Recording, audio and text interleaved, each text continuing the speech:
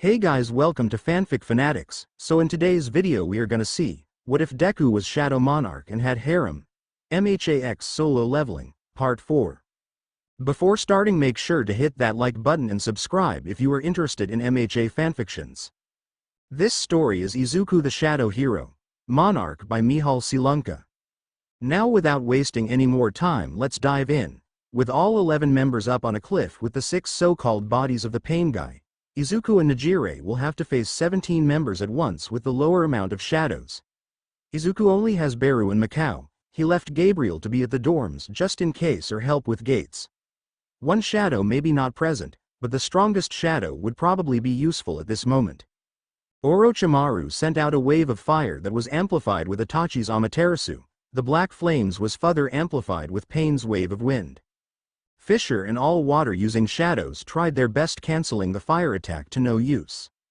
Izuku took Nejire and jumped back, the shadows seeing that their liege will only have his MP decreased if the fire attacked. They jumped away except some lower level shadows who turned into shadows as they were hit. With that attack, Kisame, Orochimaru, Hidan and some puppets from Sasori were sent out to kill the 2 humans. The shadows came up and started fighting with all of the Akatsuki members whilst Izuku was dealing with Kisame and Nejire with the puppet controlled by Sasori. It was chaos. When the blue fish man jumped towards Izuku with the sword made of gills on show, the greenette pulled out his spear and the two clashed. Izuku could feel the light pull of energy being sucked out of himself into the sword. Widening his eyes, he jumped back. He used the skill gravity manipulation to pull Kisame towards his spear. The monster was impaled, but when Izuku thought he died, the body turned into water. Izuku saw the man do a couple of hand movements. A smirk appeared on that mon's face when multiple water sharks jumped out of the water onto the student. Using the skill sprint, he rushed behind the man who was in shock and slashed his back with his spear. Izuku felt that some energy was coming from the sword into the man, so he theorized that the way to beat Kisame was to get the sword away from him for the time being. When he was about to touch the sword, paper shurikens hit the location where he would have been at.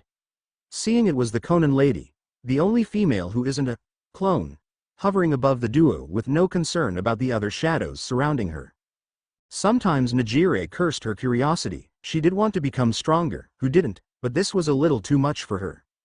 She had to use 100% attacks, but when the puppet was destroyed another came into its place. She thought that there must be a master who controls the puppets. She had to dodge silver sand by rolling to the side and slashed a white being in 2. Apparently those were some clones but are pretty weak, possibly to tire someone out. Those opponents she was fighting now looked human, too human for her taste, but what can she do? Those were monsters, anyways. Using her dagger she slashed at one of the puppets whilst dodging some sort of needles that have a colored liquid coated on them. She looked over at Izuku and didn't like what she saw. As Izuku saw that Konan was above him, 2 bodies of pain appeared. The animal and the Asura path. He cursed his curiosity as just from the animal path a couple of animals were summoned with the weird purple rippled eyes, a multi-headed dog, a centipede and a rhino. The 3 summons rushed towards Izuku or any of the team's larger shadows. The rhino was having a pushing competition with Fluffy whilst the dog was fighting Slimy. The centipede tried rushing Izuku but with the skill gravity manipulation, he pushed the shadow away, knocking some white zetsu and a bomb apparently. Igris was fighting Hidan and he was getting pissed.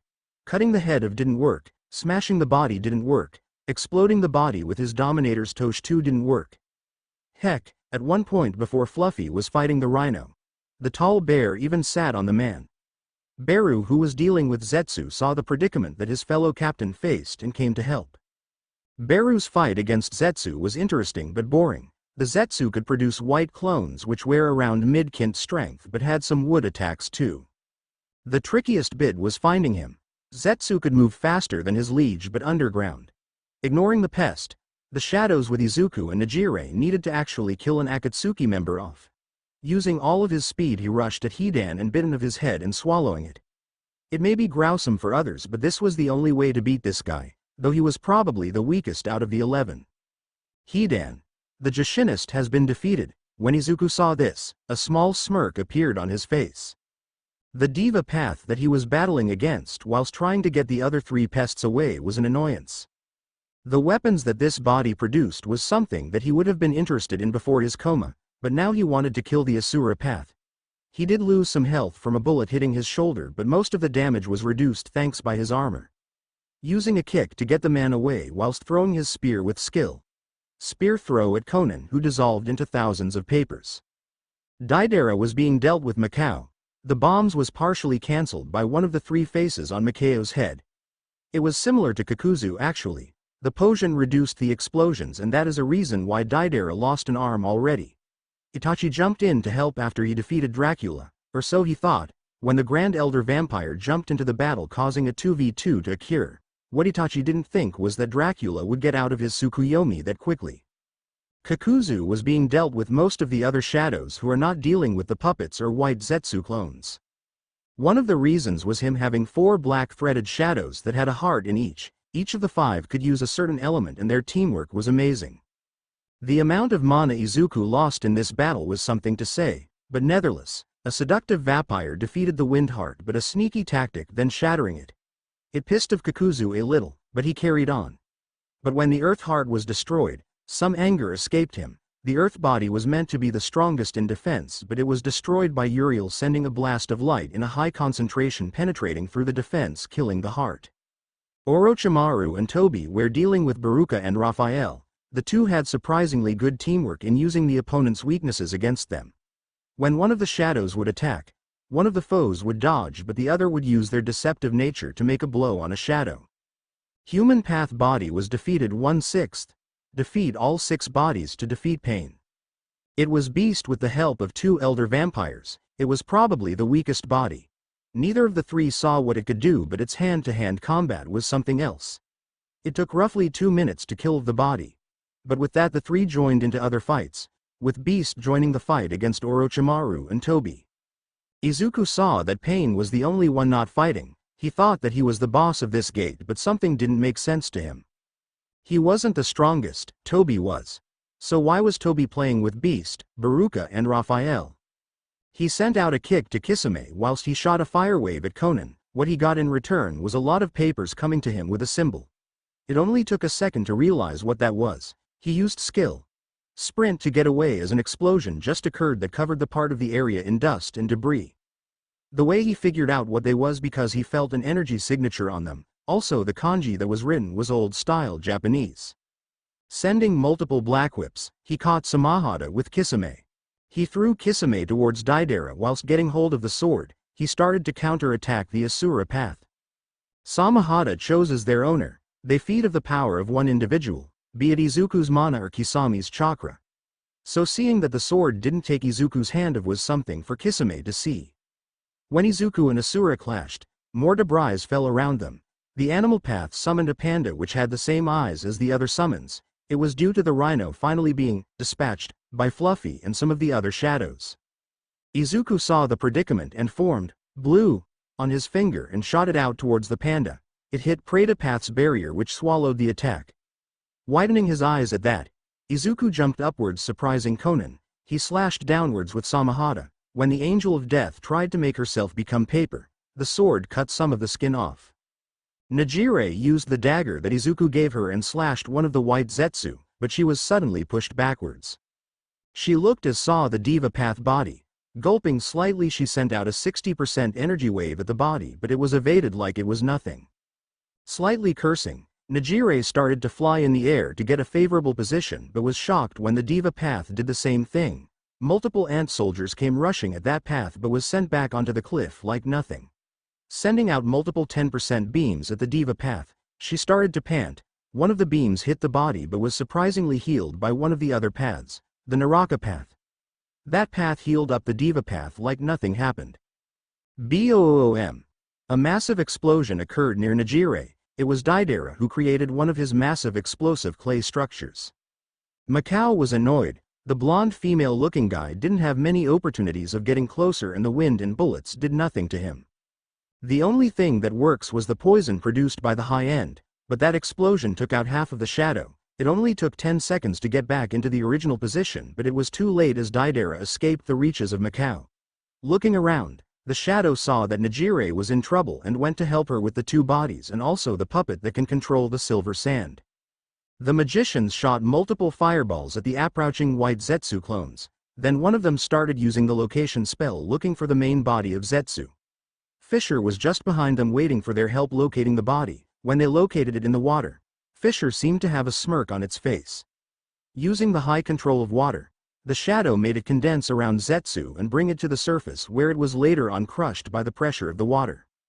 Zetsu, Wicked Tongue, has been defeated. They knew that Zetsu may be weak, but the cloning technique was one of the worst things. They may not feel tiredness, but they need to help their beloved liege and his friend as they can get tired. With the original Zetsu being defeated, all of the white Zetsu clones dissolved into the ground. This allowed the shadows to help defeat the rest of the Akatsuki and the puppets. Now the magicians were looking for the puppet master. Sasori of the Red Sands was using all of his power to control 30 puppets in the third cage. Using his precise control over his chakra, he sent out more strings, making 69 puppets rise up.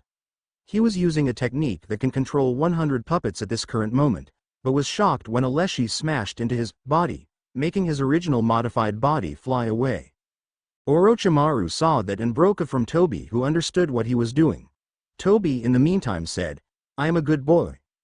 Baruka and Raphael seemed to growl at that. The Seraph then sent out a light whip, but it went through Toby. The two needed a method of getting Toby under them. As of now the man was playing with the two shadows. The Sannin then slashed his Kusanagi blade downwards, cutting of the Leshy's hand whilst sending snakes out of his hand towards Fisher.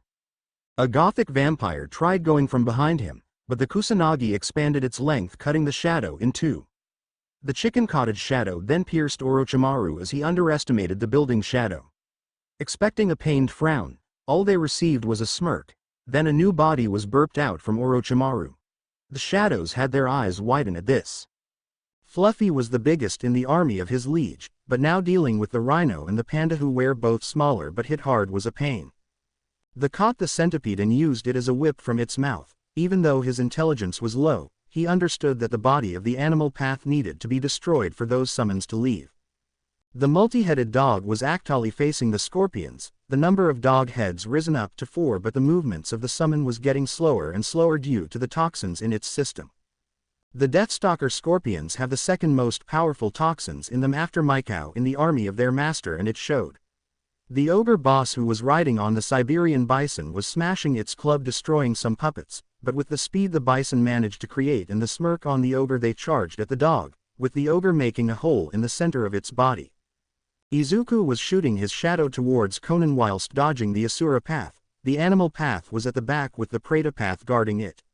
Occasionally one of the Alkanost would do a suicide attack trying to distract the Preta path, whilst another shadow would try to destroy the animal path. Itachi had an idea. Using his kunai and shurikens he threw them in a certain pattern, making the strings on the end join together. He left Deidara alone as he knew a massive explosion will occur. The one in the center was actually slimy. The slime Nomu came to deal with Itachi as he couldn't defeat his opponent, so he swapped places. That is also another reason why Itachi is fighting the Nomu. Slimy was caught in the middle and then Itachi used his fire chakra to start burning the Nomu. To the Uchiha's surprise, the Nomu went through the strings whilst sending an elongated hand with slime capturing Itachi. Thinking quickly, he used Amaterasu to make the shadow into goop. When that was happening he used his Crow Shunshin. Slimy did indeed went into his smoke form but reformed quickly, catching Itachi off guard and got him covered in his slime. With this action the Clan Slayer was no more. Itachi, Clan Slayer, was defeated. With that being said, Slimy went to help Najire. The girl was panting. After being treated like a throwing toy with the Diva's path power, she spat out a small glob of blood. Damn it, why am I weak? Najire then looked over Izuku and saw that he was being pushed back by the Asura path. She saw that all of his attacks were absorbed by the Preta path, and now Izuku had to deal with Kisame and Conan. They were lucky that 4 died, but they still have a lot to go through. MHA and Slimy were both in front of her whilst an angel came down to help heal Najire. Smiling slightly, she stood up and told the shadows around her, "The Diva path has gravity control, and the other one can heal, but I swear is not all." All around her the shadows nodded and rushed in. MHA went from above whilst Slimy went from the right. A couple of shadows went in a different direction as they needed to defeat as many of the Akatsuki members as possible. MHA was pushed back, whilst Slimy got close as the diva path couldn't push them back yet. Using this opportunity, the slime got around the diva path and started to crush the body until the 5 seconds run out, pushing the slime back into a wall. Suddenly the King of Hell was summoned by the Naraka path, crushing some of the shadows. The king tried to grab onto a shadow, but they didn't allow it. Using this opportunity, Najire shot a 100% energy beam at the Naraka path, destroying it. She smirked at that. Naraka path body was defeated 2/6. Defeat all 6 bodies to defeat pain. Izuku saw that 1/3 of all bodies of pain were defeated. Using this as motivation, he threw his spear into Kazame and used his sword to shave of his face. But as fate likes to mess with people, Deidara rushed in with his clay bombs, bombing Izuku's location. Dracula, who was of the shadows dealing with the Mad Bomber, rushed in but went towards the other Akatsuki members like other shadows did. Orochimaru was having a hard time dealing with his opponents. The battle was a mess. With the change of opponents, he now has to deal with Beru. The ant rushed in, cutting the body in half, but it turned out to be a clone made of rock. The man sent out multiple larger snakes from his arms, but Beru ate some whilst killing the others. What he got from the Jashinist was a more resilient body and a higher regeneration factor, from the snakes a smoother skin that is fractionally harder to pierce. Rushing in, he tried to slash with his claws but got blocked by the Kusanagi. 2 of the virtues came from behind Orochimaru and sent out their attacks made from lightning. It pierced the snake Sannin, but once again a new body was thrown out from his mouth. The fight between Izuku and Kisame ended after he shaved off the face of the tailless-tailed beast. A weakness of the blue man was that he was too reliant on his sword. So after taking the sword and tiring the man a bit, he used the moment to stab his spear through his mouth and upwards, destroying his brain before he could use a water attack. With that the body slumped downwards. Kisame, tailless-tailed beast, was defeated. He had to dodge some paper and metal projectiles coming from the Asura path and Konan, but otherwise pulled the spear out of Kisame and threw it at the animal path. The Preta path tried its hardest to stop the spear, but as Izuku reinforced the skill, spear throw with skill, fire manipulation, but on the side added the skill, bloodlust, the Preta path faltered. With that small mistake, the spear went through the defense into the head of the animal path, smashing its body to bits as it hit the cliff behind. Animal path body was defeated 3/6. Defeat all 6 bodies to defeat pain. All of the summons that was on the field disappeared, freeing 50% of the shadows, including Fluffy, the angels and the ogre bison duo. With that the Akatsuki was on the losing side of the battle, right? With the fast defeat of more and more of their members. Sasori and Orochimaru was finally separated as Beru didn't like having its prey escape. The puppeteer was now facing Fisher, and behind the fish man was Uriel, ready to shoot their light magic. The cage puppet was destroyed. All his puppets were too destroyed. He didn't see a way to win.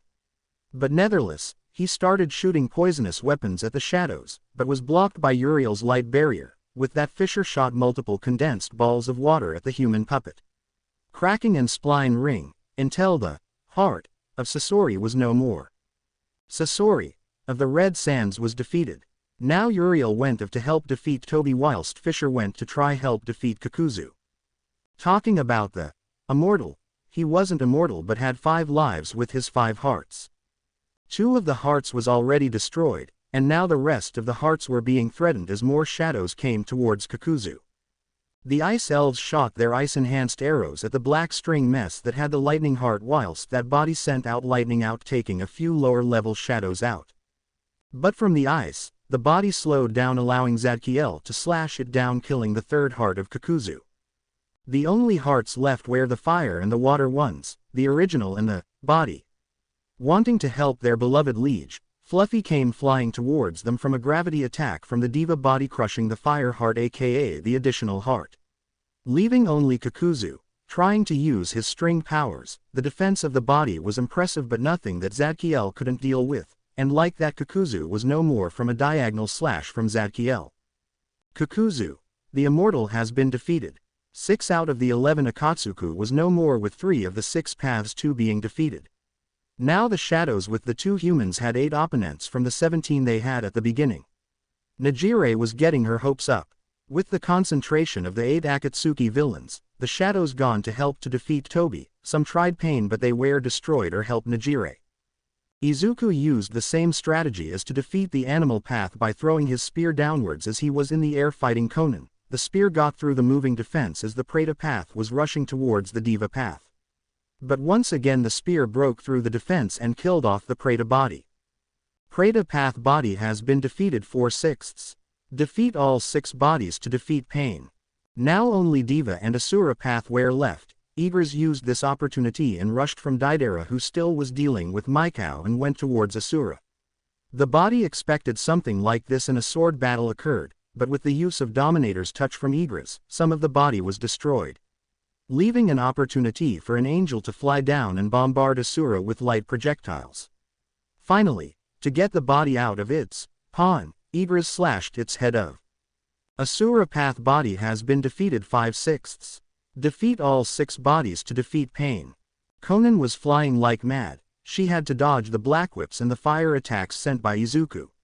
She saw the Deidara was somehow managing to go on equal ground with the strongest shadow in Izuku's army, but she didn't realize that Fluffy stood up and smashed her where the original Pain's body was.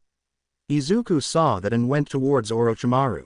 Nejire was shooting her beams at the final Diva path. She saw that there must be a 5-second delay per attack, which she tried using for her advantage, but still didn't work. When she was being pulled in, she dug her dagger that Izuku gave her on the ground and pushed up to 40% of energy waves through her feet so she wouldn't be coming close to the Diva path. Nejire also had to dodge the black rods that did cause some cuts to her body. She saw it was the only path body left, so using all of her might, and probably the knowledge that a 10-winged angel is behind her, she shouted, 120% Nejire wave. With that she fell back to be healed by the angel whilst the wave was too big to dodge. It was shot during the 5-second gap, and with the Diva path not being able to dodge it was destroyed. Diva path body has been defeated 6/6. Pain can be defeated now. Deidara was on his last leg, literally. Michal cut his left leg off. The blonde revealed his shirt showing a mouth in his chest, feeding it some clay, he thought. C0, with that a massive explosion. The explosion looked like a Happy Patrick with a nightcap from SpongeBob. Dracula and all of the angels around the explosion felt the buildup of energy, so they put up their strongest barriers to protect their liege and his friend. It was something that was useful to block the C0 bomb. Deidara, the Mad Bomber, has been defeated. Pain, Orochimaru, Conan and Toby, that was all that was left. Nejire just started to wake up from her healing whilst Izuku drank a fatigue reduction and a mana replenishing potion. All of Izuku's shadows bar Gabriel, who was in the human world, surrounded the 4 individuals, all looking menacing. Then there was the ogre on the bison's back. Izuku thought that the two made a bond with each other. They were treated the same, but everyone knew that they were some of the weakest shadows there are. Izuku looked around and saw the damage done by their fighting. The place that was most probably a place of worship was a war zone. But he noticed something which allowed a smirk to appear on his face. Arise. He knew that Pain and Toby were the strongest out of the 4 remaining Akatsuki, and having some more to help would be a boost, as we saw that Toby was just messing around before. With that, multiple shadows came up. The white Zetsu clones and the bodies of Pain were the only ones not able to be summoned back, as they were created, though Izuku hoped that he could get Pain as a shadow. Finally, Izuku chose their first name, like Sasori of the Red Sands, was only Sasori. There was a positive. The skills of the shadows were the same and had the same equipment as they did from the beginning of the battle. This meant that he didn't need to give Samahata to Kisame or get all of the puppets for Sasori, as they will be rebuilt by his mana, as shown with the 3rd Kazakage standing behind Sasori. Kisame LV.1 Captain. Itachi LV.1 Captain. Deidara LV.30 Elite Knight. Hidan LV.25 Elite Knight. Kakuzu LV.30 Elite Knight. Sasori LV.30 Elite Knight. Zetsu LV.25 Elite Knight. Kisame grew in size and had some more shark features. Dark blue shadow skin with a black shadow armor around his body, but had red shadow clouds. He carried the shadow version of Samahata, which was all dark blue. Itachi had a lighter shade of skin, but his eyes were red, showing his Sharingan, more specifically the Manjiko Sharingan spinning. He too wore the black shadow armor with the red shadow clouds. Deidara had yellow shadow hair with a light blue skin tone. The main difference was that both of his additional mouths were shown to the public eye. He also has the armor of the red clouds. Hidan didn't change much, but he was quitter, his silver shadow hair and light blue skin with the three-bladed red shadow scythe.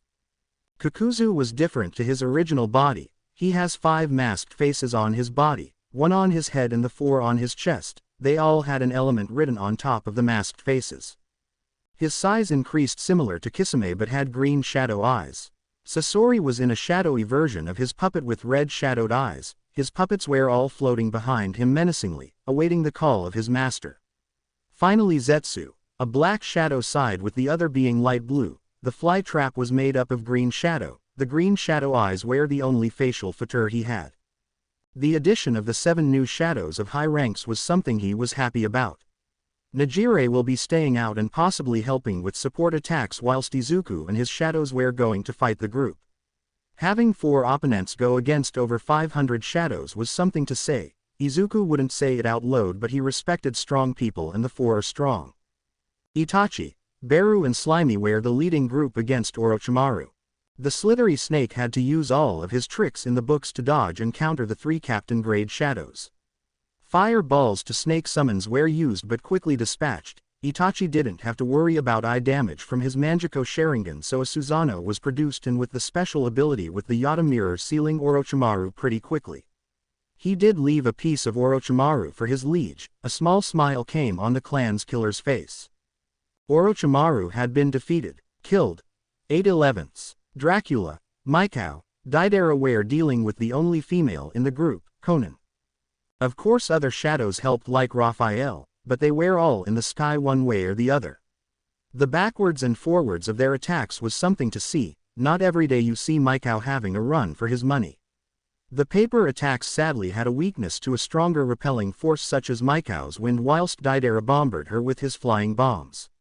Then she had to dodge multiple of Eastern European bird women and angels trying to kill her. Pain had something that was different from the other bodies of his. In the original world of Naruto he would have been all skin and bone with multiple black rods implanted on him. The visual difference was that he wasn't skin and bone but had muscle. His red hair parted for the view of the original Rinnegan and had a similar physique to the diva body. Power was what was different. He sent out the 6 bodies to test the abelites of the 2 and to weaken them both. Additionally he was slowly gaining knowledge how they fought and their patterns. Now he can utilize all of the powers granted to him by the eyes that the Rikido Sennin had. Toby on the other hand was waving his hands then began being serious. Nejire's sweat dropped whilst looking at him. Baruka who was there for a rematch, with Fisher and the rest of the Akatsuki. She was there for support as she was too tired to fight properly. Nejire was usually the one with the abnormal stamina reserves from her quirk as a side ability was a higher stamina storage. But the previous battle and shooting the diva path caused her to use up some mental energy which could only be replenished by sleep. Shooting a couple of 10% rays at the masked man, all of the attacks went through like it was nothing. This frustrated her to no end as this was similar to Mirio's ability. Inside of Nejire's mind with some history. Nejire as most of the UA knew her was part of the Big Three, meaning high-ranked to low-S-rank heroes in training. When they would graduate then the 3 of them would most certainly become top 10 in a couple of years. That wasn't her speaking about it but the people around them, from Yukio to Nezu to even Recovery Girl. There was one problem. At the end of their second year the 3 meaning her, Tamaki and Mirio all were around the same level. During their break, spring break, Mirio exploded out of the range of her and Tamaki, then Tamaki went up in power too. She wasn't jealous but sometimes wondered if she was enough. Would she be forgotten again? Would the 2 leave her? As the months went on she realized that the 3 were not as close as they used to be. Then one evening when she went to the room of Mirio to ask him and Tamaki to train she overheard a conversation around the same time as the USJ. So you have one for all, so what? Tamaki asked the other occupant in the room. Yeah, All Might gave me the quirk as he believed me to be worthy as his successor. Mirio replied to him. Nejire was shocked, so that why there was a golden aura around Mirio sometimes. Are you going to tell Nejire? Tamaki asked him. Nejire didn't see it but Mirio frowned at that. I won't, I promised All Might that I won't say that I have OFA to anyone except you Tamaki. At that moment, Nejire walked away with a downcast expression. She was lucky that she left there and then. If she stayed she would have heard the next few words. And she would spill it if I know her. Tamaki just shook his head at the stupidity of his best friend. After that she concentrated working to get stronger, gain more stamina and experience. Yukio even said that she was probably the most well-known out of the big three in Japan, which some happiness returned to. She didn't let the OFA talk bother her and continued on her way. Then she saw Izuku Midoriya on a massive shadowy bear. She knew then and there, Mirio would have competition for the #1 place. Her first gate experience with him and the 2 top 10 heroes may have been scary, but one of the best and funnest times she had had for a long time. She did grow in power to become a higher rank that borders on low S from that gate alone. She occasionally did the weaker ones like the E and D ranked gates with some other sidekicks to practice her energy manipulation and started seeing the difference. Like during the fight with the diva body, she never knew she could go over 100%, now she has a new attack but she would have to train for it. It was all because of one person, the one who was facing off against the red-haired man with the weird eyes. A small smile came over her face looking at her crush. I added this as I wanted to have some more background. I am trying to write more realistically with human behavior like greed, hunger, power, jealousness and other emotions, but I don't know how I am doing with it. She will be the next girl added to the harem. End of Najire's story. Whilst that was happening, Izuku was the one to deal with pain. The reason was that Izuku didn't want to become over-reliant on his shadows and grow his skills. Yes, having his shadows to help him clear out dungeons is cool, but just before meeting Kathleen aka Star and Stripe, he was the weakest national rank hero. Don't get him wrong, being the 10th strongest recognized hero or hero in training was amazing, but after being punched by All Might all those months ago he had a new goal, to become the strongest. All Might was slowly retiring. He will of course patrol but less often and concentrate helping the next generation of heroes and his secret successor. Fighting 1v1 against an opponent who was definitely a mid-level captain would surely improve his skills. Some more levels on his skills would be good and an evolution would be a bonus. Jumping forward, he used the skill sprint and rushed towards the original body of Pain. The red-haired expected the turn of events and started gathering his own power to form a protective barrier to block Izuku's kick. After holding for 2 seconds, Izuku sent out shadow tendrils making spikes under the red head. Pain absorbing the energy attack, then countered by sending an almighty push. Izuku doing the same used his control over gravity to pull Pain with him. Meeting halfway, the duo continued their beautiful dance of fists and kicks whilst Pain infused himself with the Asura powers. Grunting, Izuku jumped back. He sent out his bloodlust, then using Black Whip he took hold of Pain and swung him smashing face first into the cliff, making some rocks fall on the body. Not giving up, Pain sent out 3 summons of his, an ox, rhino and the bird which he stood upon. Fluffy and the scorpions were dealing with the land summons whilst Izuku shot up using his skill, float to fly near the long-necked bird. This was a perfect time to use some of his less used skills to fight Pain off. Getting his dagger ready, he rushed into the air space of the bird and with the skill, Vital Strike 3 times stabbed the bird making it start to fall. Pain sent out 5 black rods with one of them hitting Izuku's cloak but not piercing it. Using the skill, Fire Manipulation and skill, Bloodlust he sent out a fiery wave of fire induced with Bloodlust. It may have cost him 500 MP but having some of the hair burnt off from Izuku's opponent was worth it. I will explain how the super moves work and how much they cost maybe later this chapter or the next. Conan was on her last few breaths. She was finally defeated when Uriel came up with a specific light-based attack that can deal a continuous amount of damage on paper. With that attack, she was shot in 2 locations, her wings and her arm. If she tried to reform now, then she would have been without her legs and arm. She wanted to try her final technique of splitting the land and making the inside explode, but that sadly didn't work due to Uriel, the smartest angel in Izuku's army. Now she was lying down waiting for what awaited her in her afterlife, but she secretly hoped for being turned into a shadow as she realized that the personalities stayed the same but different loyalties laid. With that she breathed her final breath with a small smile and a tear coming from her right eye. This actually made me cry. Uriel made sure that she was dead by checking her pulse and then fully closing her eyes. Conan, Angel of Death, has been defeated. When Izuku saw the message that 2 of the 4 died, he backed off whilst sending some Black Whip and Pain who dodged. With a mental Beru and Slimy went for pain with Uriel and Dracula, and some other shadows went for pain whilst Izuku went to the fallen bodies. Arise. He muttered it twice but both shadows arose from the ground. Orochimaru had a light gray tone of shadowed skin with slitted yellow shadowed eyes. He noticed that Orochimaru had the Kusanagi but there was the original Kusanagi on the floor near him. The difference was that Orochimaru had a black version of what he has now. Orochimaru LV.1 Captain. Konan had her skin light blue whilst her hair was a purple shade, her rose had a darker purple tint to it. The difference was now that she had legs and wings at the same time but made out of paper where the wings. Now she didn't have to lose her legs to gain wings. With that the two Akatsuki members rushed towards Pain. Konan LV.1 Captain. Izuku saw that the redhead was having a little more trouble when he introduced his old friend Konan and the snake Sen and Orochimaru. With that the teen rushed at Toby with his skill. Sprint full force surprising the ninja and it allowed him to hit the face of the man cracking the mask a bit. During the whole ordeal Izuku realized the same thing as Nejire did, Toby could only attack you when he was solid, meaning that was the only chance to strike. There was a smirk under Toba's masked face, his red eye spinning wildly waiting for the next move that will happen. When nothing happened for a couple of seconds he started. Firstly Toby went through some kind of hand signs then shot out a massive wave of fire that was heading towards Izuku and Nejire.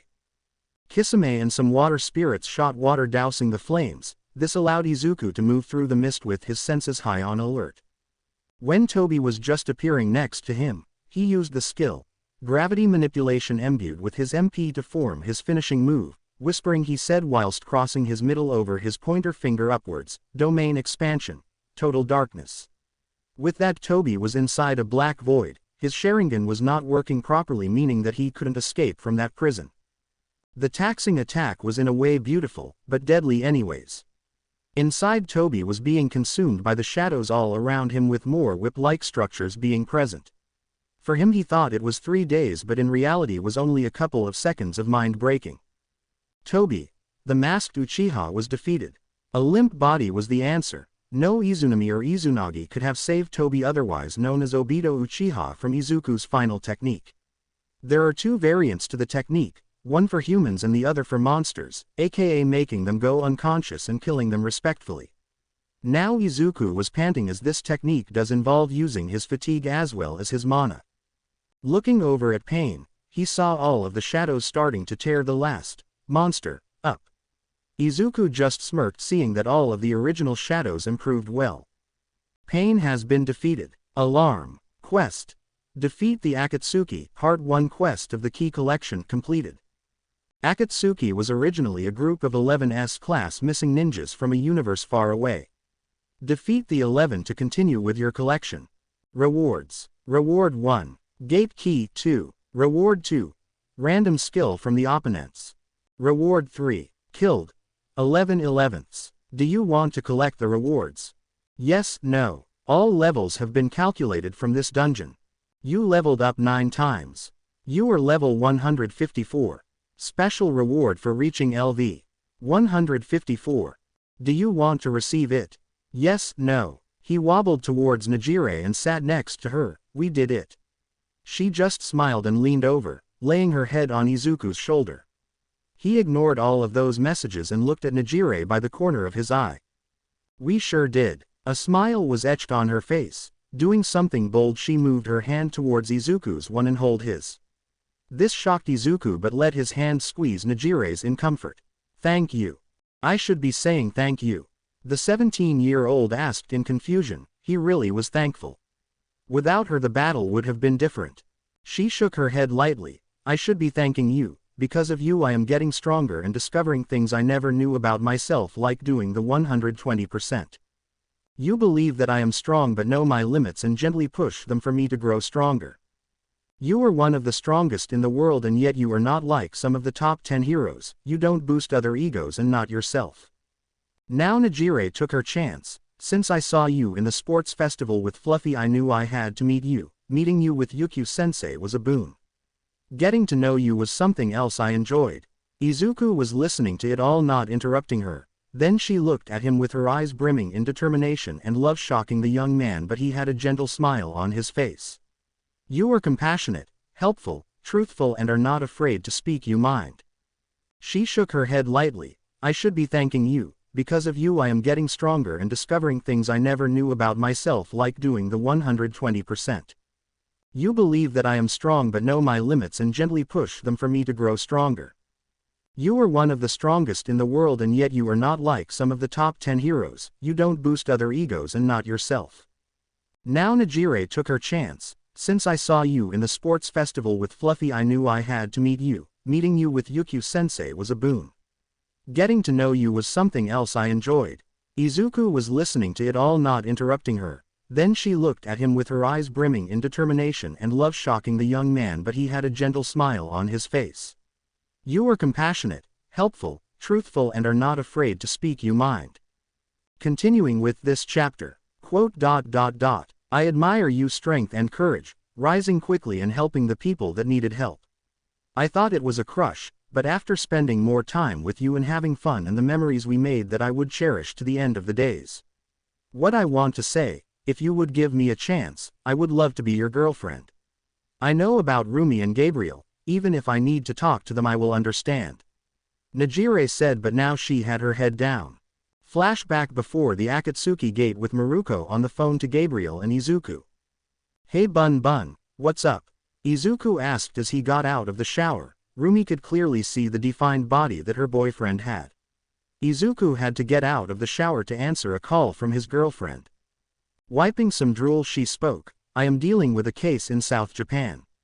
Reports of a gang being there, demanding to rule that place. Shaking her head, she continued as she saw Gabriel nodding to her. You said you are going to a gate today, right? Rumi and Gabriel realized that even though they want their man to themselves, they would have to share him. Both of them knew that Izuku mostly grew up by himself since his mother died, bullied and rejected due to him being quirkless a time before. They too saw the juxtaposition of the looks he was getting now. Rumi, as she had knew Izuku for much longer. Secretly, before her first official meeting with him, she did an investigation with some of her police friends towards Aldera High School, and she was not pleased. After Izuku woke up from his coma and getting to school to do his exam, he was treated like a celebrity. The duo knew that Izuku was in need of love, even if he says that the two were enough for him, they knew that Izuku was able to love more. So that is how this plan started. Izuku just nodded. Yeah. The Akatsuki gate, why? You planning on going with anyone, right? Izuku quirked an eyebrow. He could hear a hint of worry in her tone. Rumi knew that Izuku could deal with an S-rank gate no problem with his shadows around him, but she was still his girlfriend and that gave her the right to worry about him. I don't really know, I will be leaving Gabriel as she is the only one that doesn't scare people and can talk. Sorry Beru. With that the shadow ant rose up with a teary expression. Izuku knelt down and patted Beru on the head, making the ant a little happier. Gabriel and Rumi shook their heads. It was like seeing Izuku dealing with a child. If you would ignore the structure of the child being as that of an ant, this may be seen as cute. Gabriel and myself have talked, and how should I put it? Now the both looked and acted nervously for some reason that Izuku couldn't explain why. Gabriel interfered with her melodic voice. What the rabbit is saying, ignoring the twitching eye of Rumi, is that if you find a woman who wants to be with you for you, and we of course approve, you can be with them, darling. Izuku had his eyes widen at that. I thought the two of you were enough for me? This made the girls smile slightly. A lot of males would love to have multiple girlfriends, especially being a national rank they were given more privileges. Rumi shook her head. Thanks Zuku, but we know that you can love more people. Izuku frowned then sighed. I won't be actively looking. If someone asks me out first I will consider them first, then the two of you can. That is my only deal. The girls nodded to that. Then Gabriel smirked. I hear the blue-haired female is interesting in you, I approve. Izuku spluttered, cursing that the system doesn't help him with relationships, with Rumi finally saying, I approve of her too. But the two still need to discuss with themselves about the 3-1A females. What a long summer. End of flashback. After Izuku explained this to her, he continued, I have never been good with love, but I would like to try. You are strong, beautiful, powerful, kind-hearted, cute when you ask those questions and funny, so I would have been stupid to not even consider it. We should go on a date first, then we can see what will happen, Izuku said, gently squeezing her hand. Najire just sat and listened. This went way better than she expected and was excited for her first actual date. Thanks Zuzu. She truly was happy at that moment. No big three, no hero name, just her and her crush holding hands near the untouched statue of the horned three-eyed woman. This is complicated. Zuku equals Rumi, Darling equals Gabriel, Zuzu equals Najire, Izu equals AFO granddaughter. Actually it isn't complicated. I hope you liked the new addition. Now to everything else I wanted to put in. The duo sat in comfortable silence whilst Izuku was silently looking at the screens in front of him. He firstly looked at his new stats with the addition of the 9 levels. Izuku realized that his level growth is slowing down considerably, but is going up anyways. Status. Name. Izuku Midoriya Job. Shadow Monarch. Title. The one who overcame adversary, +4, level, 154. Fatigue. 0 HP. 38,320 MP. 30,880, Strength. 323. Agility. 314 Sense. 329 Vitality. 322 Intelligence. 452. He saw in his inventory 2 swords, Samahata and Kusanagi. Now he does have 2 powerful swords of cutting and absorbing that can help him. Now Izuku had 2 S-rank swords. The last sword he had, Michael's longsword, was given to Igris as a present. Item. Samahata. Item class. S-type. Sword attack, +400. Sentient sword wielded by Kisame Hoshigaki, made from chakra-infused shark fins with some fuinjutsu. It shreds not cuts. Can be equipped or stored. Effect. Absorption. It absorbs energy from attacks and energy from opponents when touched. Item. Kusanagi. Item class. S-type. Sword attack, +550. Wielded by Orochimaru, the grass cutter can cut through anything if imbued with energy.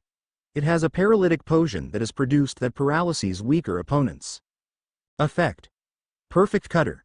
Can cut through anything if MP is added. Effect. Paralyzer. Opponents who don't have a regenerative factor may cause paralyzation of the area of impact.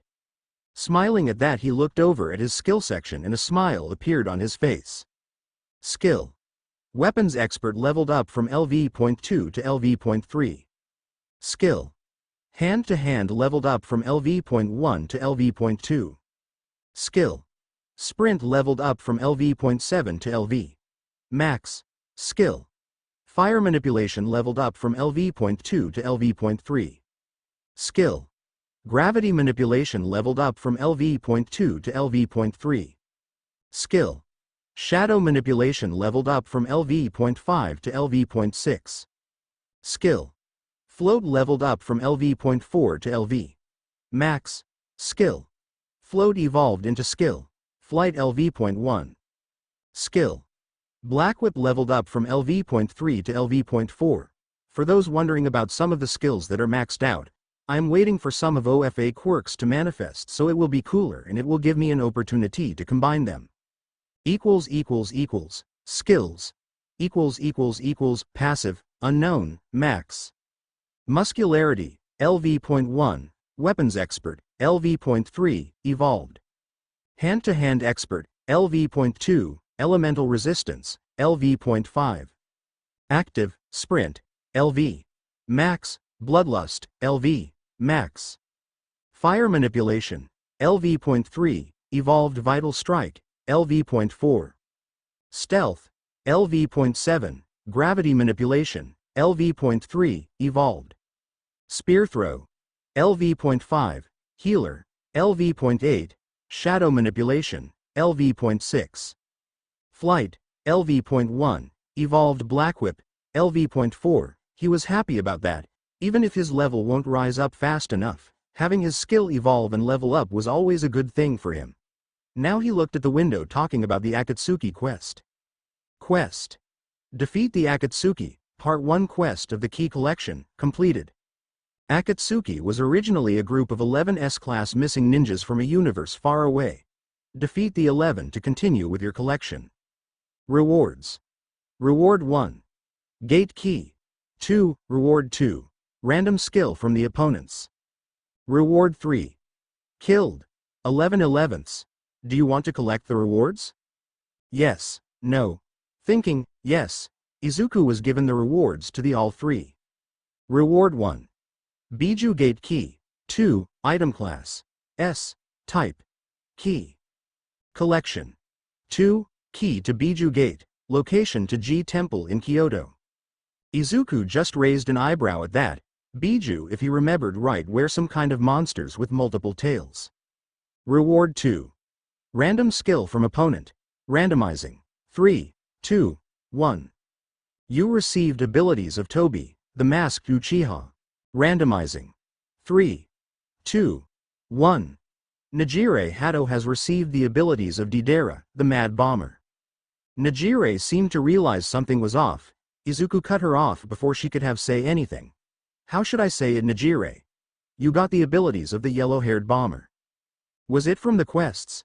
How did I get it? How do I use it? She was quieted by Izuku placing a finger to her lips and a smile causing a little bit of blush to appear on her face. Chuckling softly, he squeezed her hand gently and told her, you know the explosions? I am pretty sure that instead of clay you can put the explosions into your energy waves or put the energy waves inside something like a ball. Then after it hits something, boom. Izuku explained dramatically. She just laughed at him. What about you? Apparently I got what Tobi has. But together we can become the strongest in Japan. He gave her his fist to bump. A happy but true smile appeared on her face and fist bumped him. Toba's abilities explained further. Click to see what each part is and its abilities. 2. Sharingan. 2. Mangekyo Sharingan. 2. Hashirama's cells. Deidara's abilities explained further. Click to see what each part is and its abilities. 2. Explosion Release. 2. Illusion Destroyer. After telling Nijire about the notifications, they went to Deidara's profile with Izuku telling her what she can do now. Explosion Release. One can manipulate their inner energy to produce explosions. Due to the user having an ability to produce energy beams externally, infusing the explosions into the energy beams will cause an explosion at the end of the shot. Additionally, using the energy to a solid object, one can store explosive energy inside it but not for long. Once it is thrown and hits, then it will explode. Illusion Destroyer. Deidara hated illusions of any kind. He created a way to spot, identify and cancel all illusions, may be sight, smell, hearing or any other. This same boon will go into the new user of this skill. Now the person won't be able to be mind controlled or controlled by any way bar external. Nijire just sat there with her mouth wide open in shock. Wow, I didn't know about the possibilities with the illusions. Now I need to worry about external manipulation than internal. She muttered in awe and shock. Izuku just smiled at her. With that, Izuku moved on to his new abilities. Sharingan. An ocular ability that will help you perceive things much faster. The 3-Tomo Sharingan has the ability of predicting, copying movements and putting people under illusions. Mangekyo Sharingan. The next stage of the Sharingan. The Mangekyo grants the user many abilities but each person has their own. Due to having it from Tobi, you will gain his abilities. Kamui is a teleportation method that can allow you to travel to different locations. It also allows you to intangible. An addition is the use of Susanoo, a skeletal figure made up of mana called the Ultimate Protection. The abilities will cost mana. Hashirama's cells. Stolen from the body of the first Hokage, this was originally to help not becoming blind after the using the Mangekyo. Now it holds the use of using wood release, and after some time, the Mangekyo Sharingan can evolve into its final form. Damn, wood release. I wonder why he couldn't use wood. Izuku muttered. But then they laughed. It was a time when they both could relax and be in the presence of each other. Okay. Last reward for this quest. With that, the third reward was shown, a part of a puzzle. Item name. The Puzzle of the Elementals. 1. Item class. Type. Puzzle. Collect 4 pieces of this puzzle and solve it. After that, a surprise will await you. I wonder what kind of surprise it will be. Nijire said, looking curiously at the piece of paper. It was obviously been split up into 4 pieces, but the writing in the middle was something that neither of the duo seen before. Then she remembered something. You reached level 150. What did it say? Smiling at his friend who he will have a date soon with, he looked at the message and read it to her.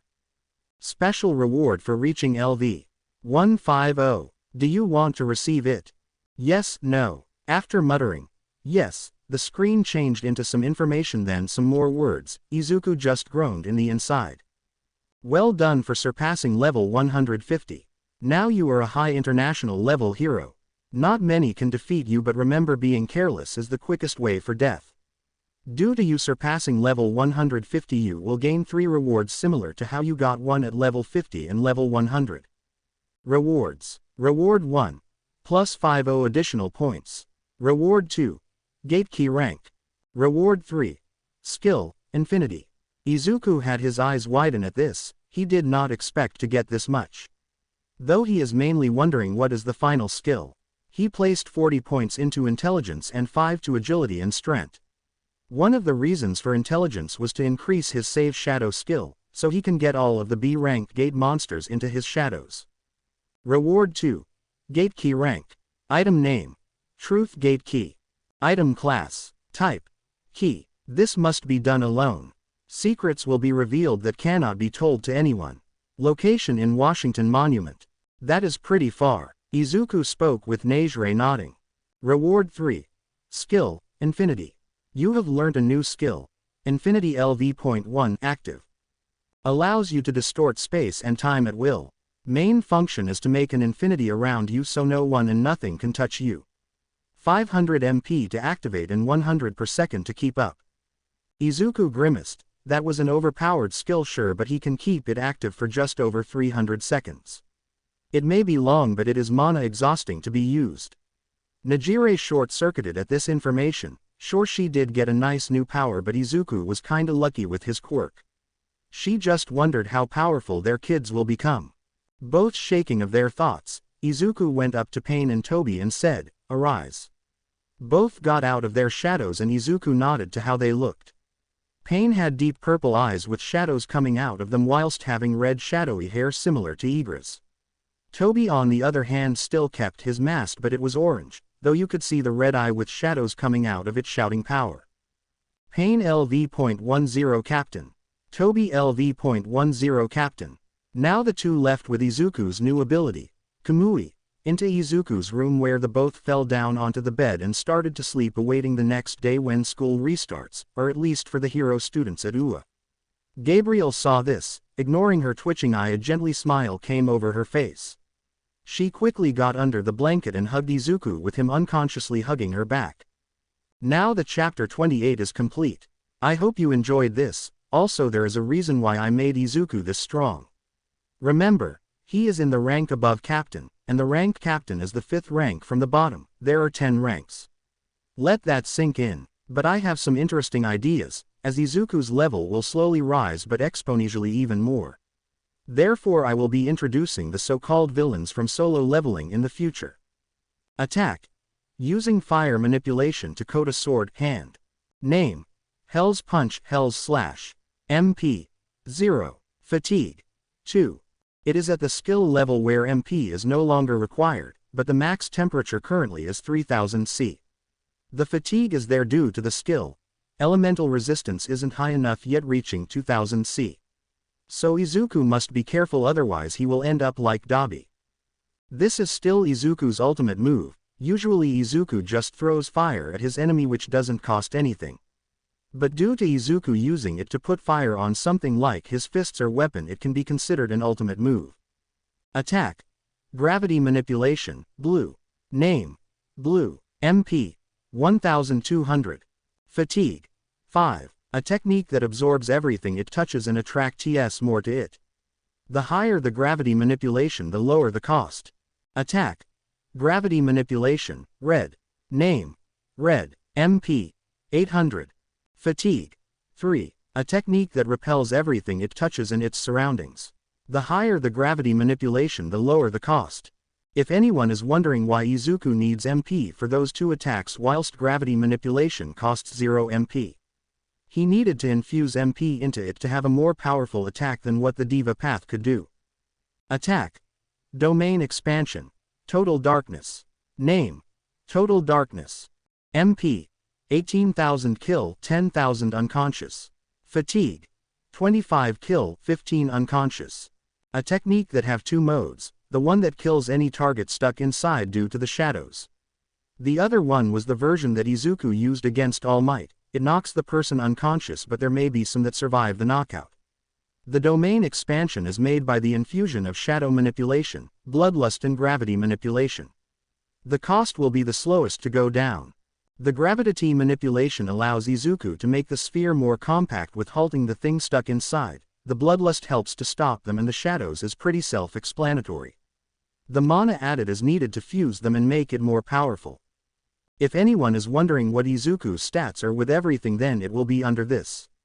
Status Name Izuku Midoriya. Job Shadow Monarch. Title The One Who Overcame Adversary +4. Level 154. Fatigue 0. HP 38,320. MP 31,280. Strength 328. Agility 319. Sense 329. Vitality 322. Intelligence 492. Remaining points 0. Physical damage reduction 15% plus 50%. Physical pain nullification 37%. Toba's infused power Skills Passive Unknown MAX. Muscularity LV.1. Weapons Expert LV.3 Evolved. Hand-to-hand Expert LV.2. Elemental Resistance LV.5. Active Sprint LV. Max. Bloodlust LV. Max. Fire Manipulation LV.3 Evolved.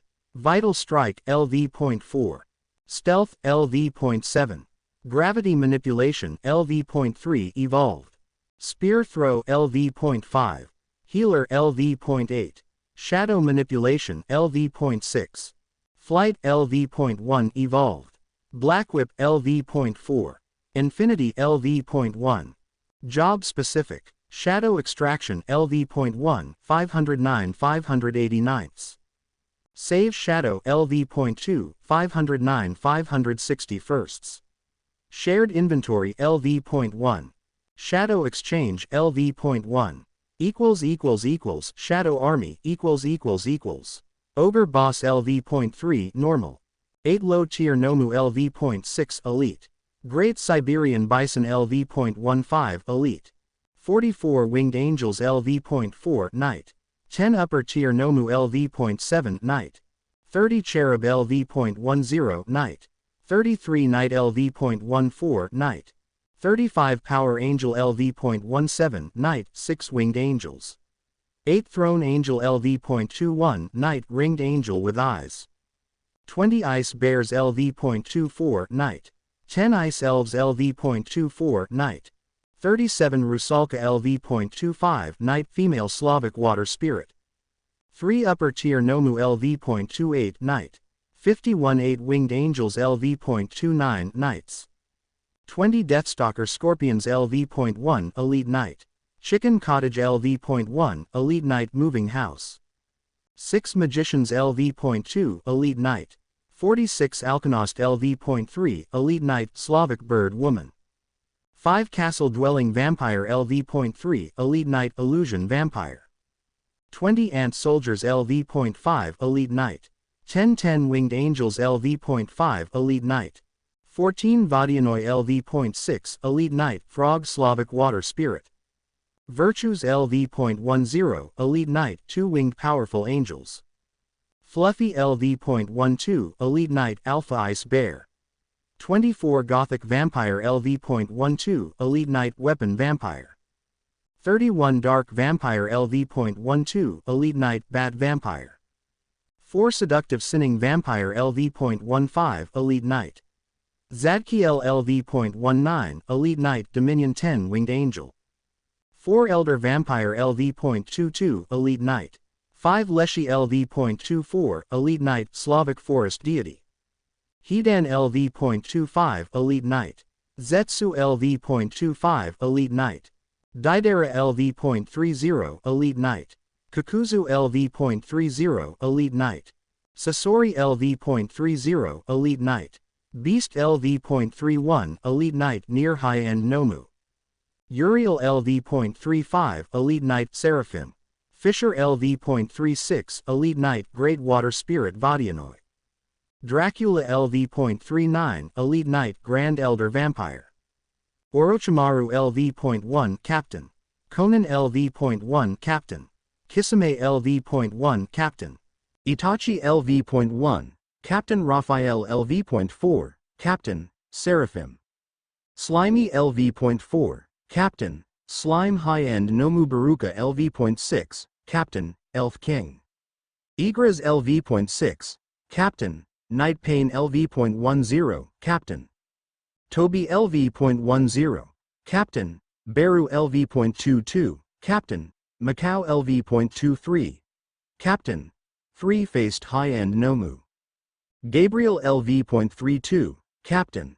Seraphim, the armor and weapons are shortened for convenience purposes. Armor. Rock Gut Gauntlet, C rank, right hand, plus 5% Damn Red, Paralyze, Contagious. High Knight's Gauntlet, B rank, left hand, plus 5% physical damage reduction. St. Peter's Ring, A rank, left middle finger, plus 20 int, plus 20 vit. High Magician's Ring, B rank, right middle finger, region 10 mana per minute. High Knight's Chestplate, B rank, chest, plus 7% physical damage reduction. Cloak of Protection, S rank, cloak, up to S rank attack protection. Trousers of Darkness, A rank, legs, plus 10% Damn Red, plus 5 STR, Aggie. Red Knight's Helmet, S rank. Head, 15% Damn Red, plus 20 STR, VIT. Lord's Earring, S rank. Left ear, plus 20 STR, plus 20 VIT, 1/4. Lord's Necklace, S rank. Neck, plus 20 Aggie, plus 20 int, 2/4. Lord's Ring, S rank. Right middle finger, plus 20 int, plus 20 cents, 3/4. Lord's Bracelet, right arm, plus 20 vit, plus 20 cents, 4/4. Hero's Boots, A rank, shoes, plus 8% Damn Red, 50% Red Fall, plus 15% speed. Weapon, T-Rex Dagger, C rank, dagger, plus 20 attack, minus 25% damage reduced. Vampire Killer, A rank, dagger, plus 400 attack, extra plus 75 against vampire, effect cauterization. Lance of Longinus, S rank. Spear, plus 800 attack, extra plus 200 against God's enemies. Orb of Liberation, A rank, magic item, plus 50% healing, protection magic, plus 25% damage magic. Michael's Longsword, S rank. Longsword, plus 400 attack, effect cleansing, Igras. Samahata, S rank. Sword, plus 400 attack, absorbs energy from attacks, enemy. Kusanagi, S rank. Sword, plus 550 attack, MP added then cut through anything, paralytic effect. Titles, title. The one who overcame adversary. A title give to those who overcame adversary heroically. Your stats increase proportionally to your missing health. 1% stat increase every 1% HP missing. You have earned, title, Zombie Slayer. Your stats will increase by 20% when facing a dead opponent such as zombies. You also gain 40% more experience killing dead opponents. Title, Mammal Slayer. Your stats will increase by 20% when facing an opponent with a mammal appearance. You also gain 40% more experience killing mammal opponents. Title, All-in-One. Your stats will increase by 20% when facing a Nomu opponent and by 30% when facing their creators. You also gain 40% more experience killing Nomus. Title, Angel Hunter. Against all holy type of monsters you gain 40% more experience killing them. Skill explanation. Skill. Sprint LV.8, MAX, active. Uses 10 MP to start, then uses 1 MP per minute it use. The total speed increases by 50%. Skill. Weapons Expert LV.3, Passive, Evolved. A passive skill that gives you 60% more experience when using weapons of any kind and a plus 5% speed boost when using a weapon in combat. Skill. Hand-to-Hand LV.1, Passive. A passive skill that gives you 55% more experience when using only hands for any kind of combat against a villain or monster. Skill. Bloodlust LV.7, MAX, Active. With the use of 5 MP you can intimidate an opponent using strong energy for 1 minute, which includes the Stare of Fear reducing their stats by 50%. Several targets can be selected. Skill. Fire Manipulation LV.3, Active, Evolved. 0 mana skill, can use fire as an attack, defense, or support. Max temperature is 3000 C. Skill. Vital Strike LV.4, Active, Dagger only skill. Uses 40 MP to deal critical damage as you attack your foe's vital area. Skill. Stealth LV.7, Active. It requires 170 MP to activate and 4 MP per second to use it for a longer period of time. You become invisible to the naked eye with sound, smell, and presence erased. Skill. Gravity Manipulation LV.3, Active, Evolved. No mana for the previous form Dominator's Touch side, but if added mana then a negative and positive form of energy will be created. Skill. Spear Throw LV.5, Active, deal damage by throwing your spear. As the skill's level increases, damage and accuracy will increase 35 MP. Skill. Healer LV.8, Active, can heal up to advanced injuries with the possibility of regrowing some missing organs and cells. The current speed is medium 15 mana per second. Skill. Shadow Manipulation LV.6, Active, no mana required. You can control shadows to capture, kill, or anything the mind want to. Skill. Elemental Resistance LV.5, Passive, the ability to be protected from different elements. As a side effect of this skill is the gaining of resistance to extreme temperatures. The range is -90 C to 2000 C. Skill. Flight LV.1, Active, Evolved. Ability to use the air like a playground. The first gift of the 6 from All Might's predecessor. 1 MP per second of use. Skill. Black Whip LV.3, Active, no MP required. The second gift of the 6 from All Might's predecessor. Produces a shadowy substance with hints of green that can be used for capture, swinging and more. Skill. Shadow Exchange LV.1, Job specific. No mana required. Exchange locations between the user and the selected shadow soldier. This skill can be used again only after the 3-hour cooldown is finished. Cooldown will change depending on the skill level. Skill. Infinity LV.1, Active, allows you to distort space and time at will. Main function is to make an infinity around you so no one and nothing can touch you. 500 MP to activate and 100 per second to keep up. The next day we find Izuku in the middle of the bed with both Najire and Gabriel hugging him on either sides of him. He smiled lightly and shook his head gently at his predicament. In all honesty he didn't mind it but felt like he shouldn't be doing it. Now as his sensei called them back, he had around 10 days of summer before UA actually starts, but during those 10 days the hero students of year 1 would be busy. Gently waking the 2 girls next to him up, he could see Najire with her bed hair and some drool coming from her mouth. She mumbled, "That was the best sleep I had." Then she realized where she was and an atomic blush came to her face. Gabriel just chuckled at her. The angel didn't mind Najire. Rumi was a rival of hers even though she could decimate her pretty quickly. Izuku sensed the buildup of energy, most probably the explosion release she gained during their last gate, so he shushed her and explained. "Last night when we came from that dungeon, both of us fell asleep instantly." He rubbed the back of his head at the end. In all honesty he didn't want to rebuild his room if Najire somehow managed a way to use her gift. It took her a couple of seconds to calm down and then a yawn came from her mouth. "I want the warmth," she muttered as she wanted to go back to sleep. It was true, Izuku's body produced a nice warmth that wanted you to keep hugging him. Izuku shook his head. "Sorry, Sensei wants my class in our homeroom for something soon. I'll make breakfast." He properly sat up then started to make his way to the kitchen. When she heard the word breakfast, a switch popped on waking her up fully. Izuku chuckled. "There is a shower and some spear clothes in the undressing area you can use." Breakfast will be ready in 20 minutes. She hugged him quickly and then left for the shower.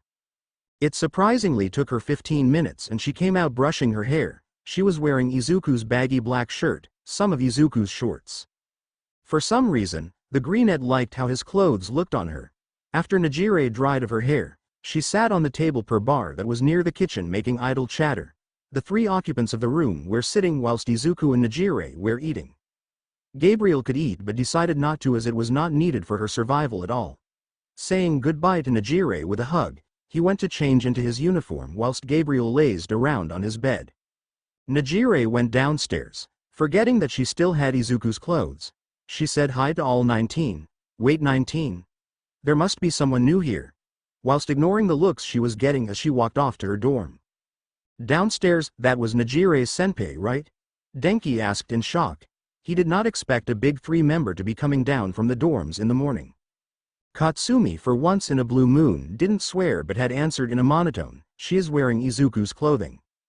This shocked all, especially the new girl. She moved in yesterday after being admitted and being tested by Nezu. She is living in the dorm under Katsumi's dorm room in the female side of the building.